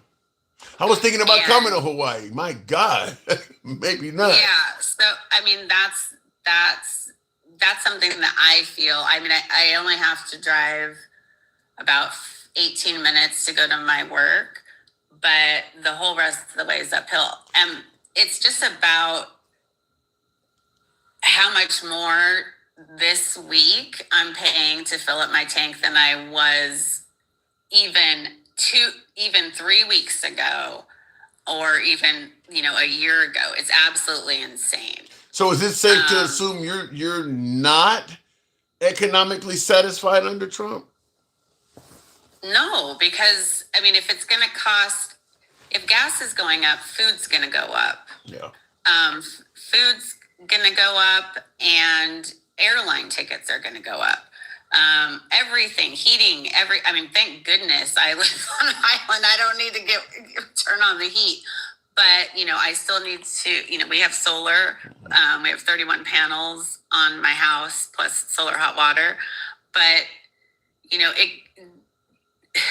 it gets to a point where, fuel costs do affect everyone. And things were starting to kind of go down, and now it's just. What about your grocery prices over there? And I see in the comments, gun beast is anyone with a lighter, they burn green. I don't know what you mean by it. But how is it? Because Trump also talked about bringing down the price of groceries on day one. How are your grocery prices over there? Well, since ICE came, some of our major staples have gone up. That we normally would get. You said since ICE came? Yeah, because some of the farms and stuff, the food's going bad.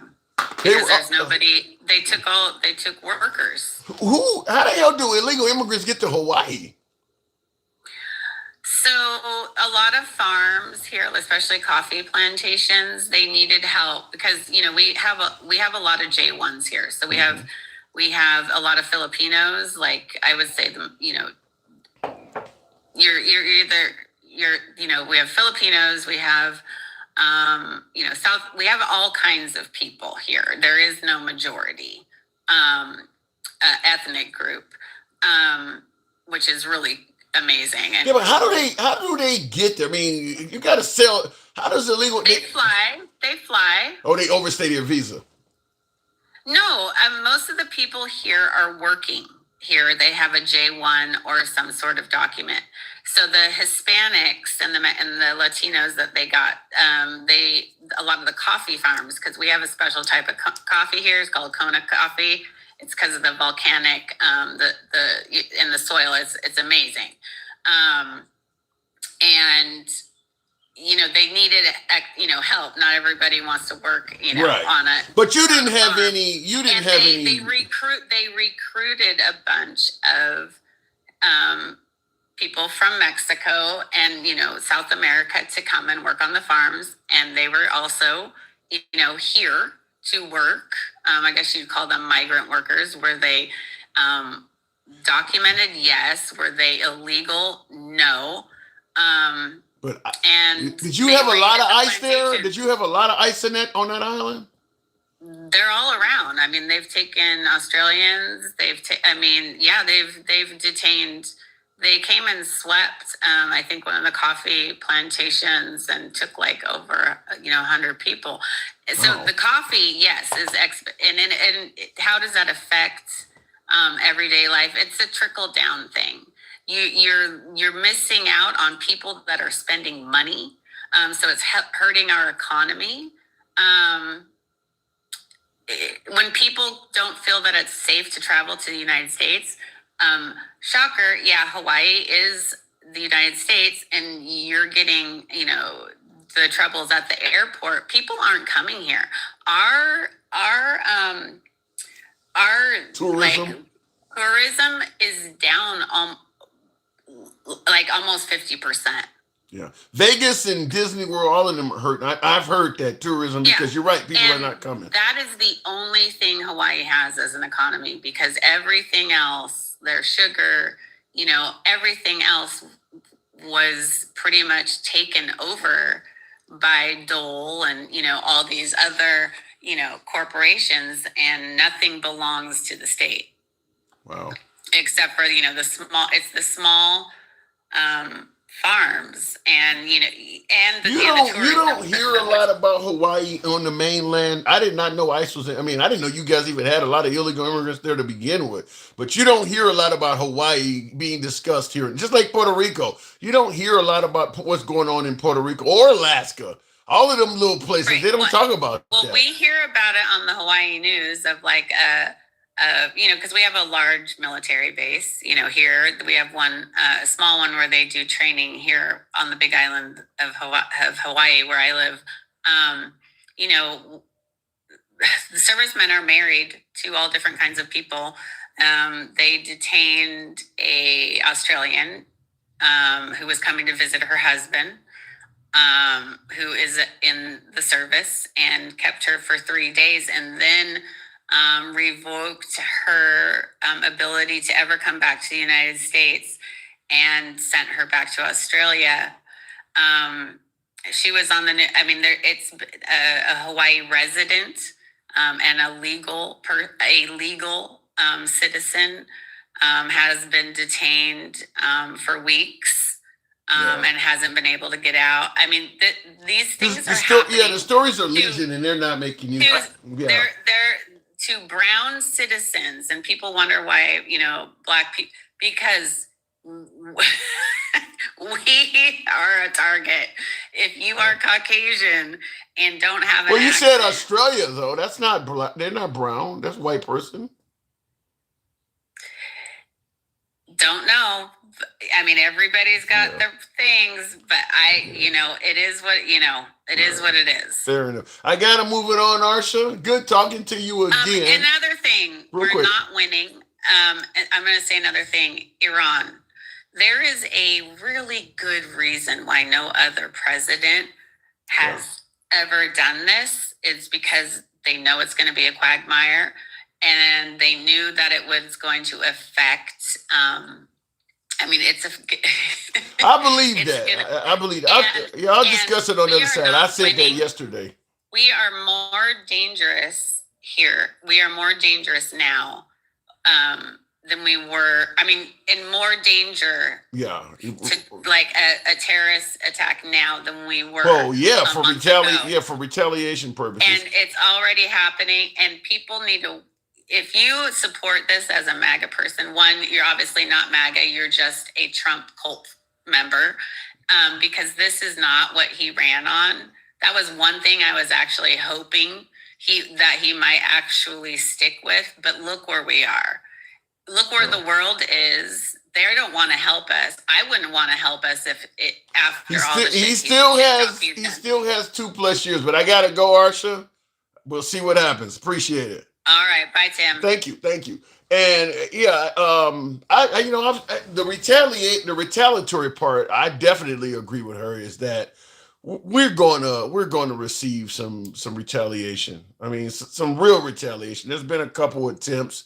The casualty rate is pretty low, but there's a lot of Iranian, citizens and Iranian sympathizers in America. What I'm more afraid of, though, is that we have a rise of hatred towards that community if somebody does. And I strongly believe that all you need is one a person of Iranian descent. They could be born in America, but let's say their mom or grandparents were Iranian, and they do something stupid because they sympathize with the Iranians being attacked. Let's say they do so, and it has a real casualty rate. I'm not talking about like the guy with the car in the synagogue or something. I'm talking about somebody who takes out 10, 20 people or something like that. I don't think you need much of that at all before the hatred towards Iranians in this country rises off the chain. Because that's what happened after September 11th. After what bin Laden did, Muslims were getting grabbed and rounded up all over the country. Just getting harassed, all kinds of stuff. All you need is one or two of them to do something stupid, and America will America will turn dark and hateful toward them quick. And it won't just be them, because most Americans don't know what an Iranian is specifically. You could be Iraqi, you would qualify. Anybody from the Middle East, with the exception of maybe the Israelis, would qualify. They'd be grabbing up people of Jordanian descent, Kuwaiti descent. Americans don't know the difference, just like we don't know the difference really between Chinese, Korean, and Japanese. We see them all as kind of the same. So if any of them do anything really bad, they're all going to probably pay a price for it. I just truly believe that. If any of them, I remember flying after they opened the airports up after September 11th, and I think I was in O'Hare, and it was like 5 or 6 Muslims, and they were wearing the turbans. I mean, they were clearly Muslim, and they found a corner in the airport. We're waiting for a flight. You know, you pass other terminals where there's nobody waiting for a flight at all, you know, to walk down to your terminal. Anyway, they found an empty terminal, and they laid down some towels, I guess, you know, found their direction facing Mecca or whatever, and they started praying. They just, you know, get on their knees and bow up and down a few times. The whole fucking airport in that area, that whole terminal stopped and was looking at them. The whole time. This is only a few days after September 11th. All they were doing was praying. There's about 4 or 5 of them. They got a ton of attention. A ton of attention. So, yeah, all you need is for one of them to go rogue, and it's going to be a problem in America, I believe. Anyway, looking in the comments, though, Charlie says Trump lost the Iran war. How could he have lost it? It's still going. Exactly. I don't think there would be the backlash this time because we started this mess. I don't know.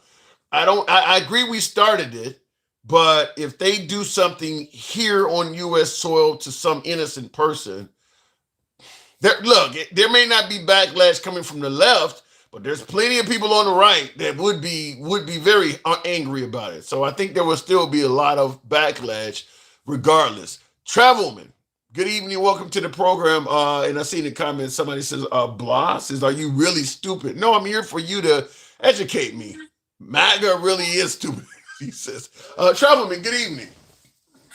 Tim, how you doing, man? I don't know. At the Gangster Grandma tore me a new one tonight. Well, you know what, man? It's not just Gangster Grandma. It's like, why do people feel as though right now that it's okay to just call people out their freaking names? You know, to me, it's very disrespectful. I always say leadership starts at the top.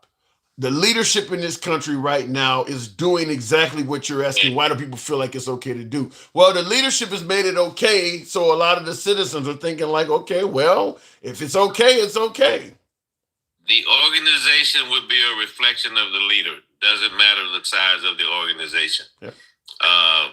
We elected a clown, and we got clown shit going on, you know. Well, he certainly likes to name call. There's no denying that Trump name calls, more than the best of them. So that, and by the way, MAGA uses all those names. You know, Marjorie Trader Brown and Burt Brain and they use those names too. Yeah. So that's where it's coming from. Yeah, I don't think if you go back to September, to 2015, when he came down that escalator, it's probably very few days in the last 10 years where he hasn't insulted or called somebody out of their name.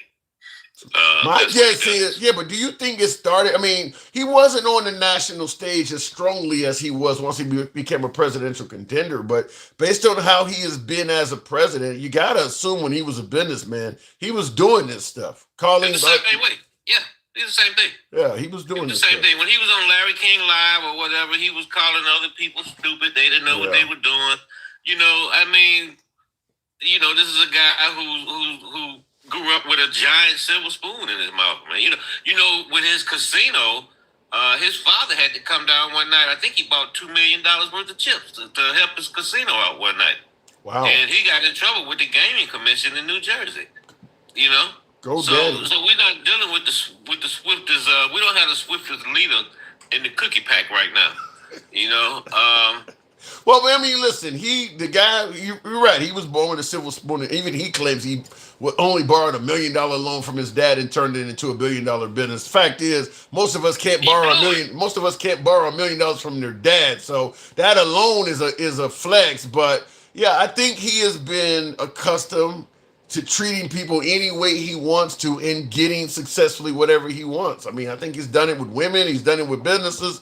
He's always gotten what he wants. I think they say that he actually blown about $300 million that his father gave him, that he actually lost.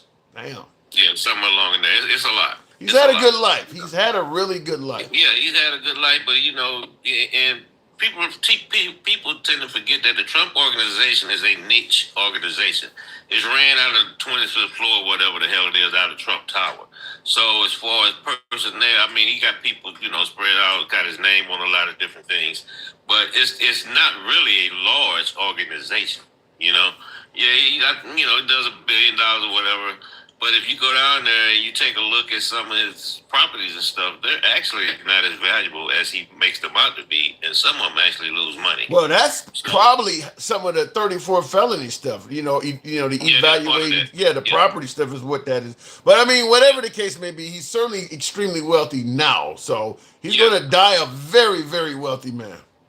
And he's also, you got these guys running around here, and I say it all the time, you got 30-40% of MAGA, the people that voted for him, they're suffering from head up Trump's ass syndrome. And they will come on and they will talk to you and they will interpret what he says, and he's the smartest man around and he's doing this and he's doing that.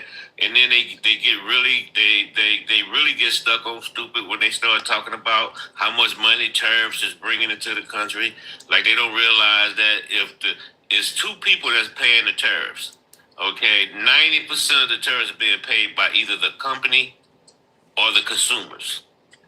So either way, if the company paying it, that's money they're not reinvesting back into their company. They're not reinvesting into training. That if the consumer's paying it, that's money coming out of their pocket, so they can't do other things because it's a de facto tax. Yeah, but I understand. But in defense of MAGA, I understand why MAGA is so favorable to the tariffs, because MAGA takes the word of Trump. So I get what you're saying. The financial analysts totally disagree with Trump. They believe that tariffs are a tax on the people. I get that.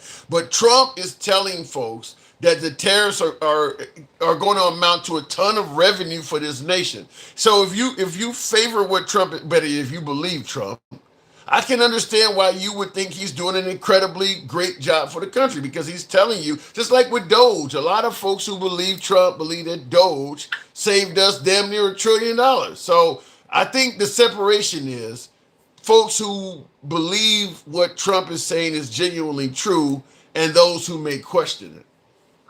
Well, that's because the people that believe that bullshit, excuse me, oh man, you almost got me going.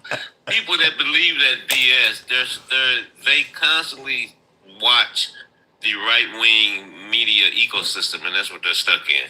And so that's what they're fed all the time. Because actually Doge was a complete failure. Okay, it did damage to the organizations, the agencies that they went into. They did damage to that. Basically, since January, this dude has basically dismantled everything, damn near everything that the United States has worked on that we built, the country built over the last 75 years. We built the New World Order that we have been living up under for the last 75 years. Now, we are so, excuse my French, we are so fucked up and have alienated all our allies and stuff, so that when the president comes out with a request that makes some sense, well, I'm not going to say it makes some sense, but he comes out with a request after he done bullied, called them names, denigrated them, and want to break up NATO, and then he comes out and says, hey, can you guys provide some ships to help us, keep the Strait of Hormuz open? Okay.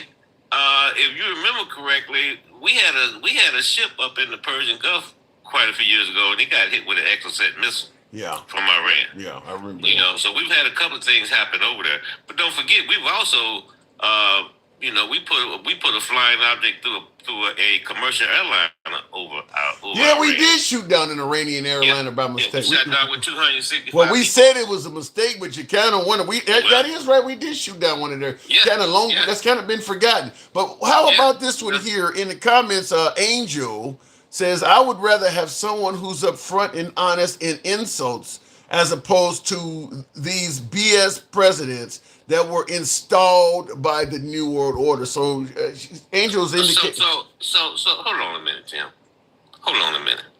Anybody that say Trump is honest has their head stuck up as sprinter muscle. Okay. What are you suggesting? The commander in chief is dishonest? Is that what you suggest? Are you suggesting the commander in chief is dishonest? Every freaking day. He's a pathological liar. He will stand up and lie about any damn thing.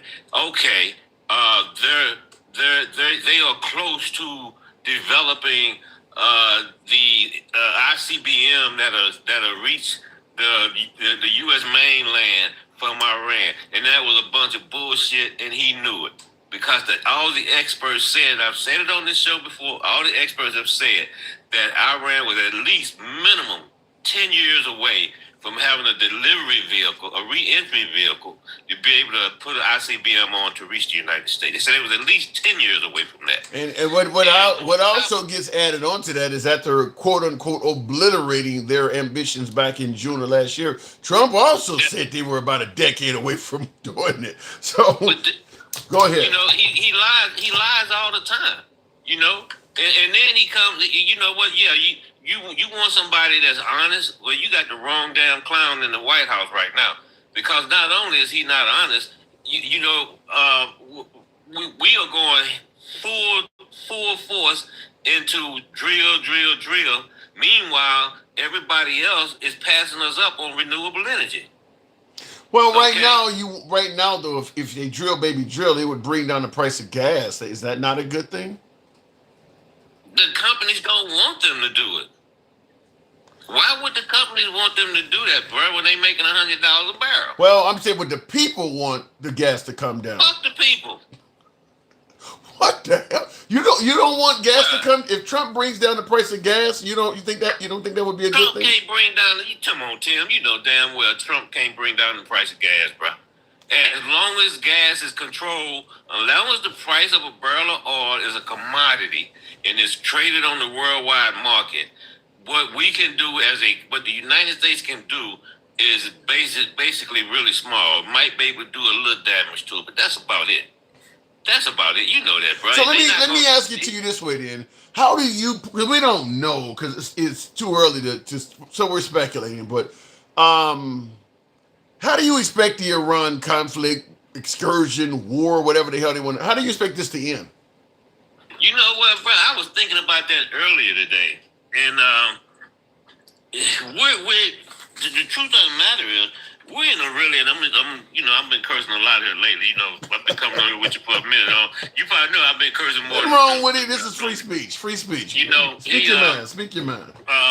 We're in a pretty fucked up situation right now. Because yes, we have basically decimated, whatever offensive function that they've had as far as drones. Not decimated, they still got the drones. They still got some of the missiles and stuff. We're taking out a lot of their fast ships that they lay the mines with and stuff like that. We've done all of that, right? Okay. What's next? How the hell are we going to get, unless we just say we're done, that's it, we claim victory. That's what. But did he not say? Did he not say to Brian Kilmeade on Fox, "It'll be over when I feel it in my bones"? I actually think that's exactly what's going to happen. If we're going to just pack up and say we hereby declare victory and just leave, I think that's what's going to happen. When Trump determined this shit ain't just like with Afghanistan, he made a deal with the Taliban and gave it back to him. I'm tired of this. We're done. Hey, but check this out though. Isn't MAGA? And I just say the right wing, period. Aren't they always, when you go on different lives and stuff, aren't they always talking about how liberals are progressive? Every time they say something, they're in their feelings. Yeah. And then you got the mango maniac standing up here saying that when I feel it in my bones. It'll be over with. Yeah, when I feel it in my bones. Why did we go in there? Oh, because I had a gut feeling. Yeah. Yeah. What kind of see? You know what? They're the ones that's the freaking snowflakes and cancel culture. I don't know. We can't do boots on the ground. Yeah, we can. Okay. I think that may happen. Then call the body bag manufacturers and have them increase production because that's what's going to happen. You kind of remind me of Colonel Troutman when he said, you know what happens if you go looking at the rim, but what you're going to need? What? A lot of body bags. I'll just say this. This is where I think I feel it in my bones comes from. As long as we're just bombing shit by the air and it looks like we're just destroying all of Iran, I think Trump bragging that we got as many weapons as we need would stay indefinitely. But if we put boots on the ground and bodies start coming back and it starts to really make him and the administration look bad, that's when I think he'll just come up and say, look, we've done enough. I feel it in my bones now. We hereby declare victory. They don't have enough left to be a threat to the world for another 20 years. This is a win. We're leaving. I think that's what would happen. I wouldn't put it past him because he has no morals. He's just a wasted hunk of protoplasm. But check this out, Tim. If he does that, is Iran physically, what is going to be the level of destruction? Because look at what they did to Gaza. Look at what they did to Gaza. Yeah. Look at what they're doing over in Lebanon. They displaced a million people. Look at what they're doing in the West Bank. A lot of people don't pay attention to the West Bank. They have been unaliving Palestinians and taking their land over there since the 80s. Reagan told them this shit was illegal and to knock it off, and they kept going. They've been doing it since the 80s. They've been unaliving them, running them off their land, and building settlements in the West Bank since then. So that's three different. What's going to happen with Tehran? They gonna do the kind of damage. I mean, it's a much lower. Well, as long as we give Israel, carte blanche, the ability to do whatever they want, yeah, Israel's going to tear some shit up over there. So you got this dude over here says 5,000 Marines are not deployed. I saw that, and that's true. Okay, well, first of all, it's not a boat; it's a ship. Okay. Yeah, but he makes a point. He didn't send all the Marines over there to just sit on the ship. He makes a point. Exactly. Now we have 3 battle groups over there. We have 2 carrier battle groups, which takes about $8 million a day to run, and we have an amphibious battle group over there, which which one is it over there? The Tarawa? I forget which one they sent over there. It's not your typical amphibious. It's like a small aircraft carrier, right? So you got the LHAs, you got some of the LHAs where you can flood the whale deck. And you flood the whale deck, and that's where your amphibious vehicles come out of. The one that's over there right now is one of the newer ones. It's of the America class. Is it worth it? All the money you're talking, you think all of this is, you think Iran is worth all of the expense? What we spent $11 billion in 6 days? Yeah. A lot. You know how much you know how much they didn't want to renew the Affordable Care Act subsidies? That was $50 billion. Yeah. Well, it kind of reminds me of the late Tupac. You got money for wars that can't feed the poor. We always seem to be able to find money for bombs. I mean, even when you look at the 11 or 12 boats that Trump bombed off the coast of Venezuela, that had to be several $1 million just there. I mean, we don't seem to be able to find a problem when it comes to money for bombs and weapons. But yeah, when it comes to any kind is that a WAR crime? The winners get to write the rules. So just like George W. Bush with Iraq, that was a war crime. The bombing of Dresden in World War II, we've committed some war crimes, but as long as you keep winning the war, you get away with it. We're really blatant blowing people out of the water on damn speedboats, man. I mean, just look at all the shit that we've done in the last year and in a couple of months, man. I mean, but that's what I meant when I said it's a difference between people who question Trump and people who just believe him, because the MAGA side of the aisle believe all of those boats were actually carrying drugs. They don't need any proof or anything. If Trump says they had drugs and we destroyed drug runners, they believe that drug runners were destroyed. They don't need to see anything beyond what Trump said. Okay, so this dude here says if we take control of the number 1 oil reserve in the world, yeah, worth it. What are you gonna take control of them with? You know, it's amazing how these damn people sit up here on these panels and shit, and none of them never served in the military, none of them been in a combat zone, but they gonna talk about we're gonna go over there and take control of the number 1 oil reserves in the world. That would be super dangerous. The only way you're gonna do that is to occupy Iran and sit there and maintain their fields. I mean, yeah, that would be. You're gonna be getting bombed and shot at You know, That's an occupation. You're not gonna go in there with 5,000. Well, they got 2,500 Marines on the LHA. I forget what the number. I think it's 3 that went over there. So they got about 2,500 Marines on there. Probably 5,000 in total battle group. Cause they got about 4 or 5 ships over there, amphibians. So you're gonna need more than that. You're gonna need more than that.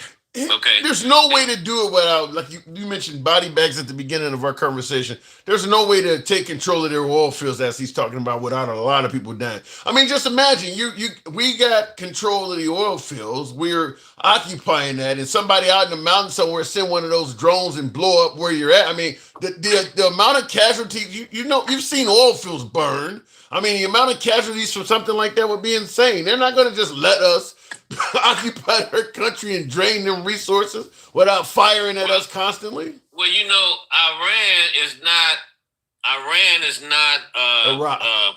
Venezuela. Iran is not Iraq. Iran has 90 million people in it, and I think we talked about this yesterday.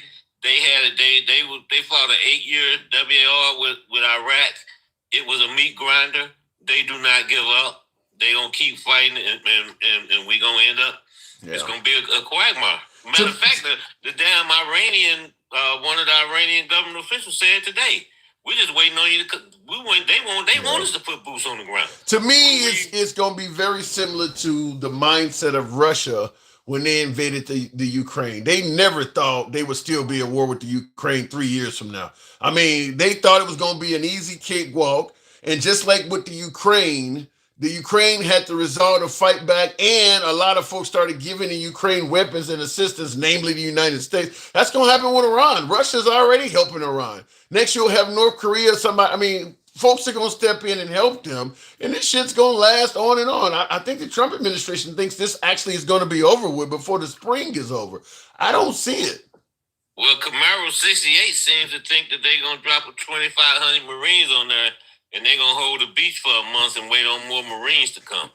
You're going to need a lot more than 20. That place is twice the size of Texas. Yeah. The Persian Gulf alone is like 500 miles long.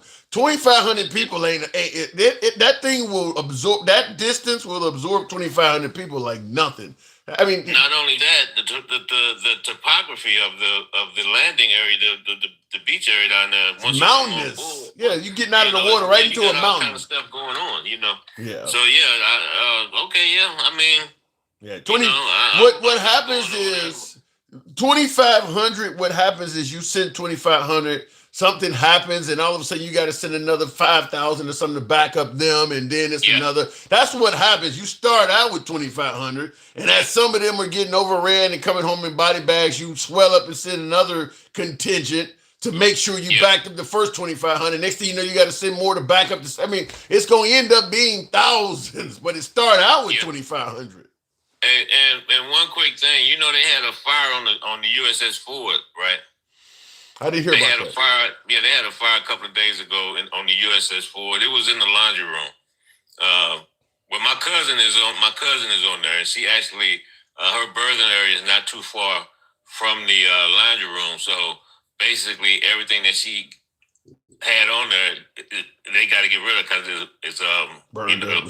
Smoke, not like smoke. Yeah. Wow. Yeah. So those things. Sometimes that happens on a carrier. I think I was on 3 carriers in the LHA, and I only saw that happen like one time. But things happen.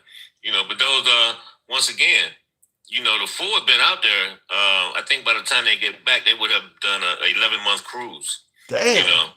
So they gonna be eating. How long do you get back when you come back? How long do you get Liberty away? What is it? A week or two? How long?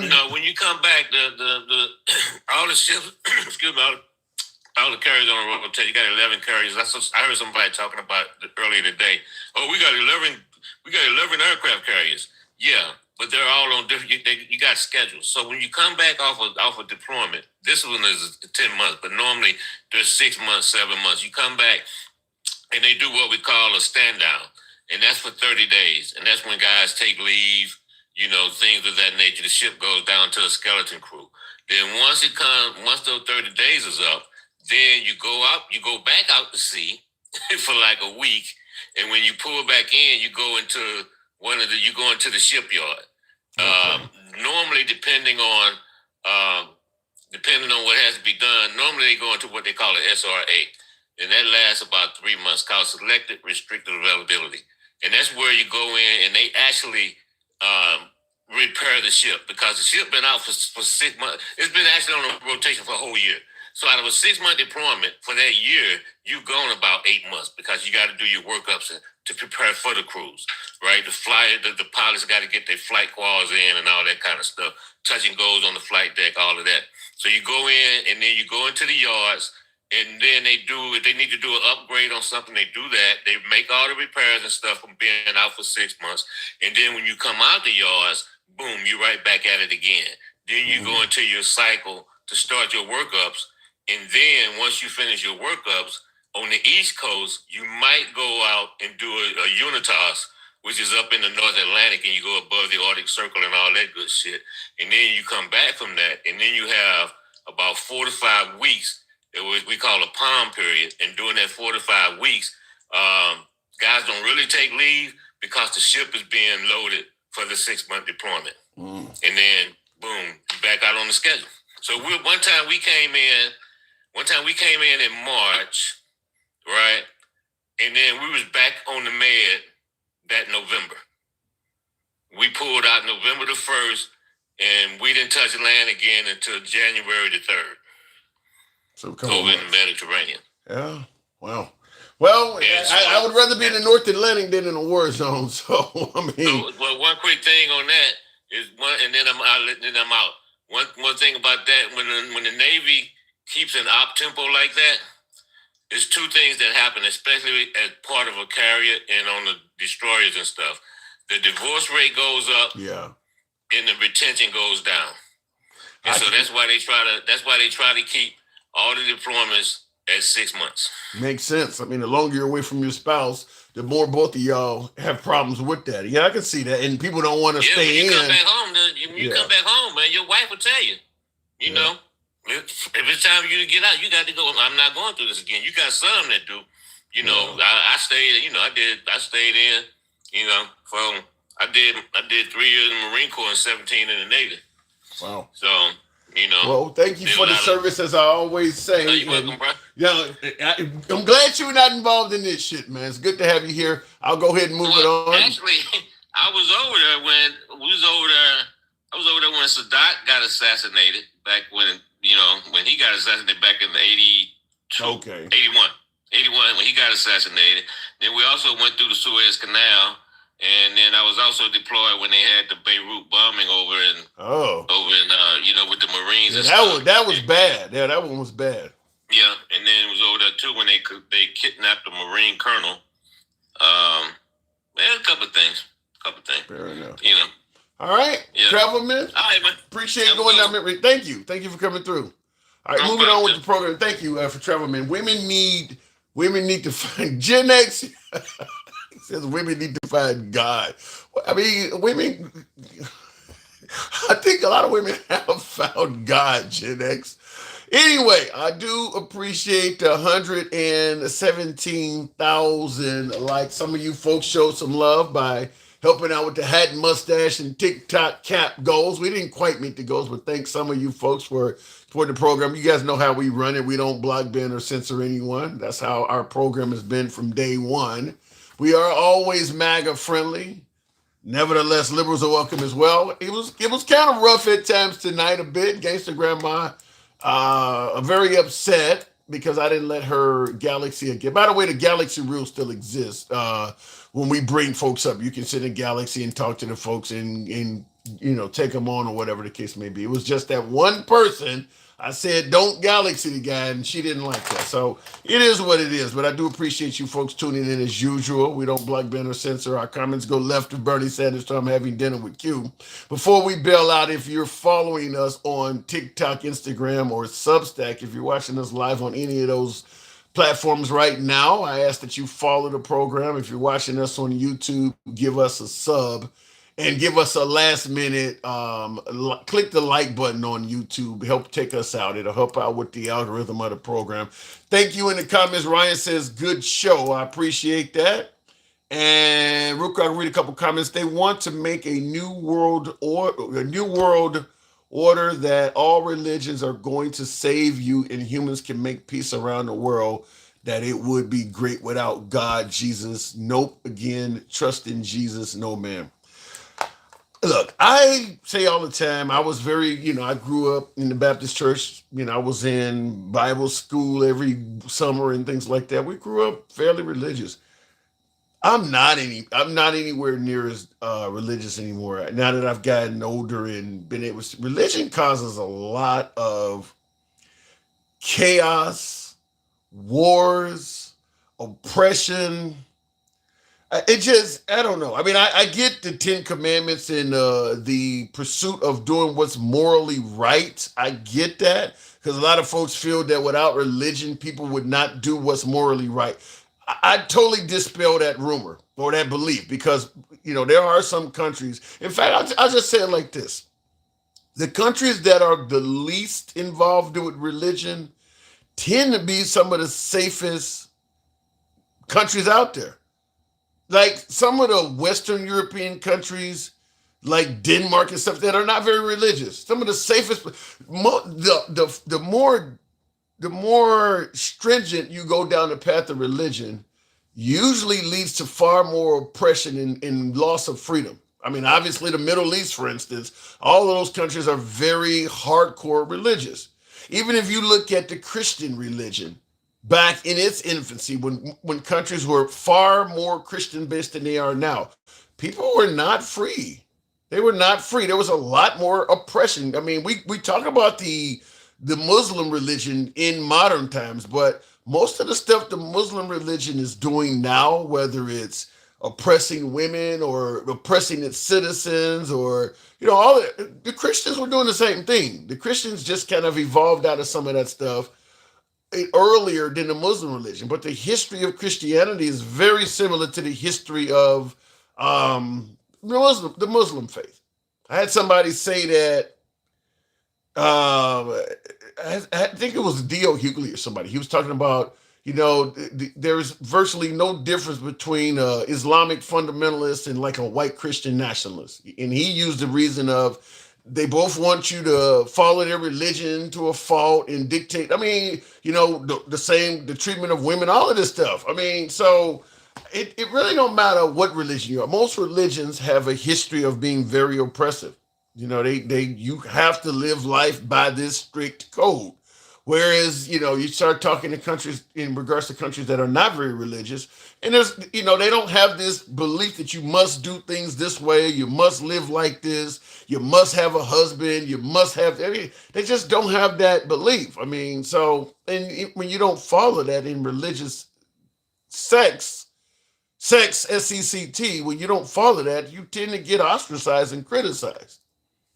So I don't, as I've gotten older, I've become less religious, because, I mean, like, look what's going on right now with Israel and all of this shit in the Middle East. You don't think religion is behind a lot of that?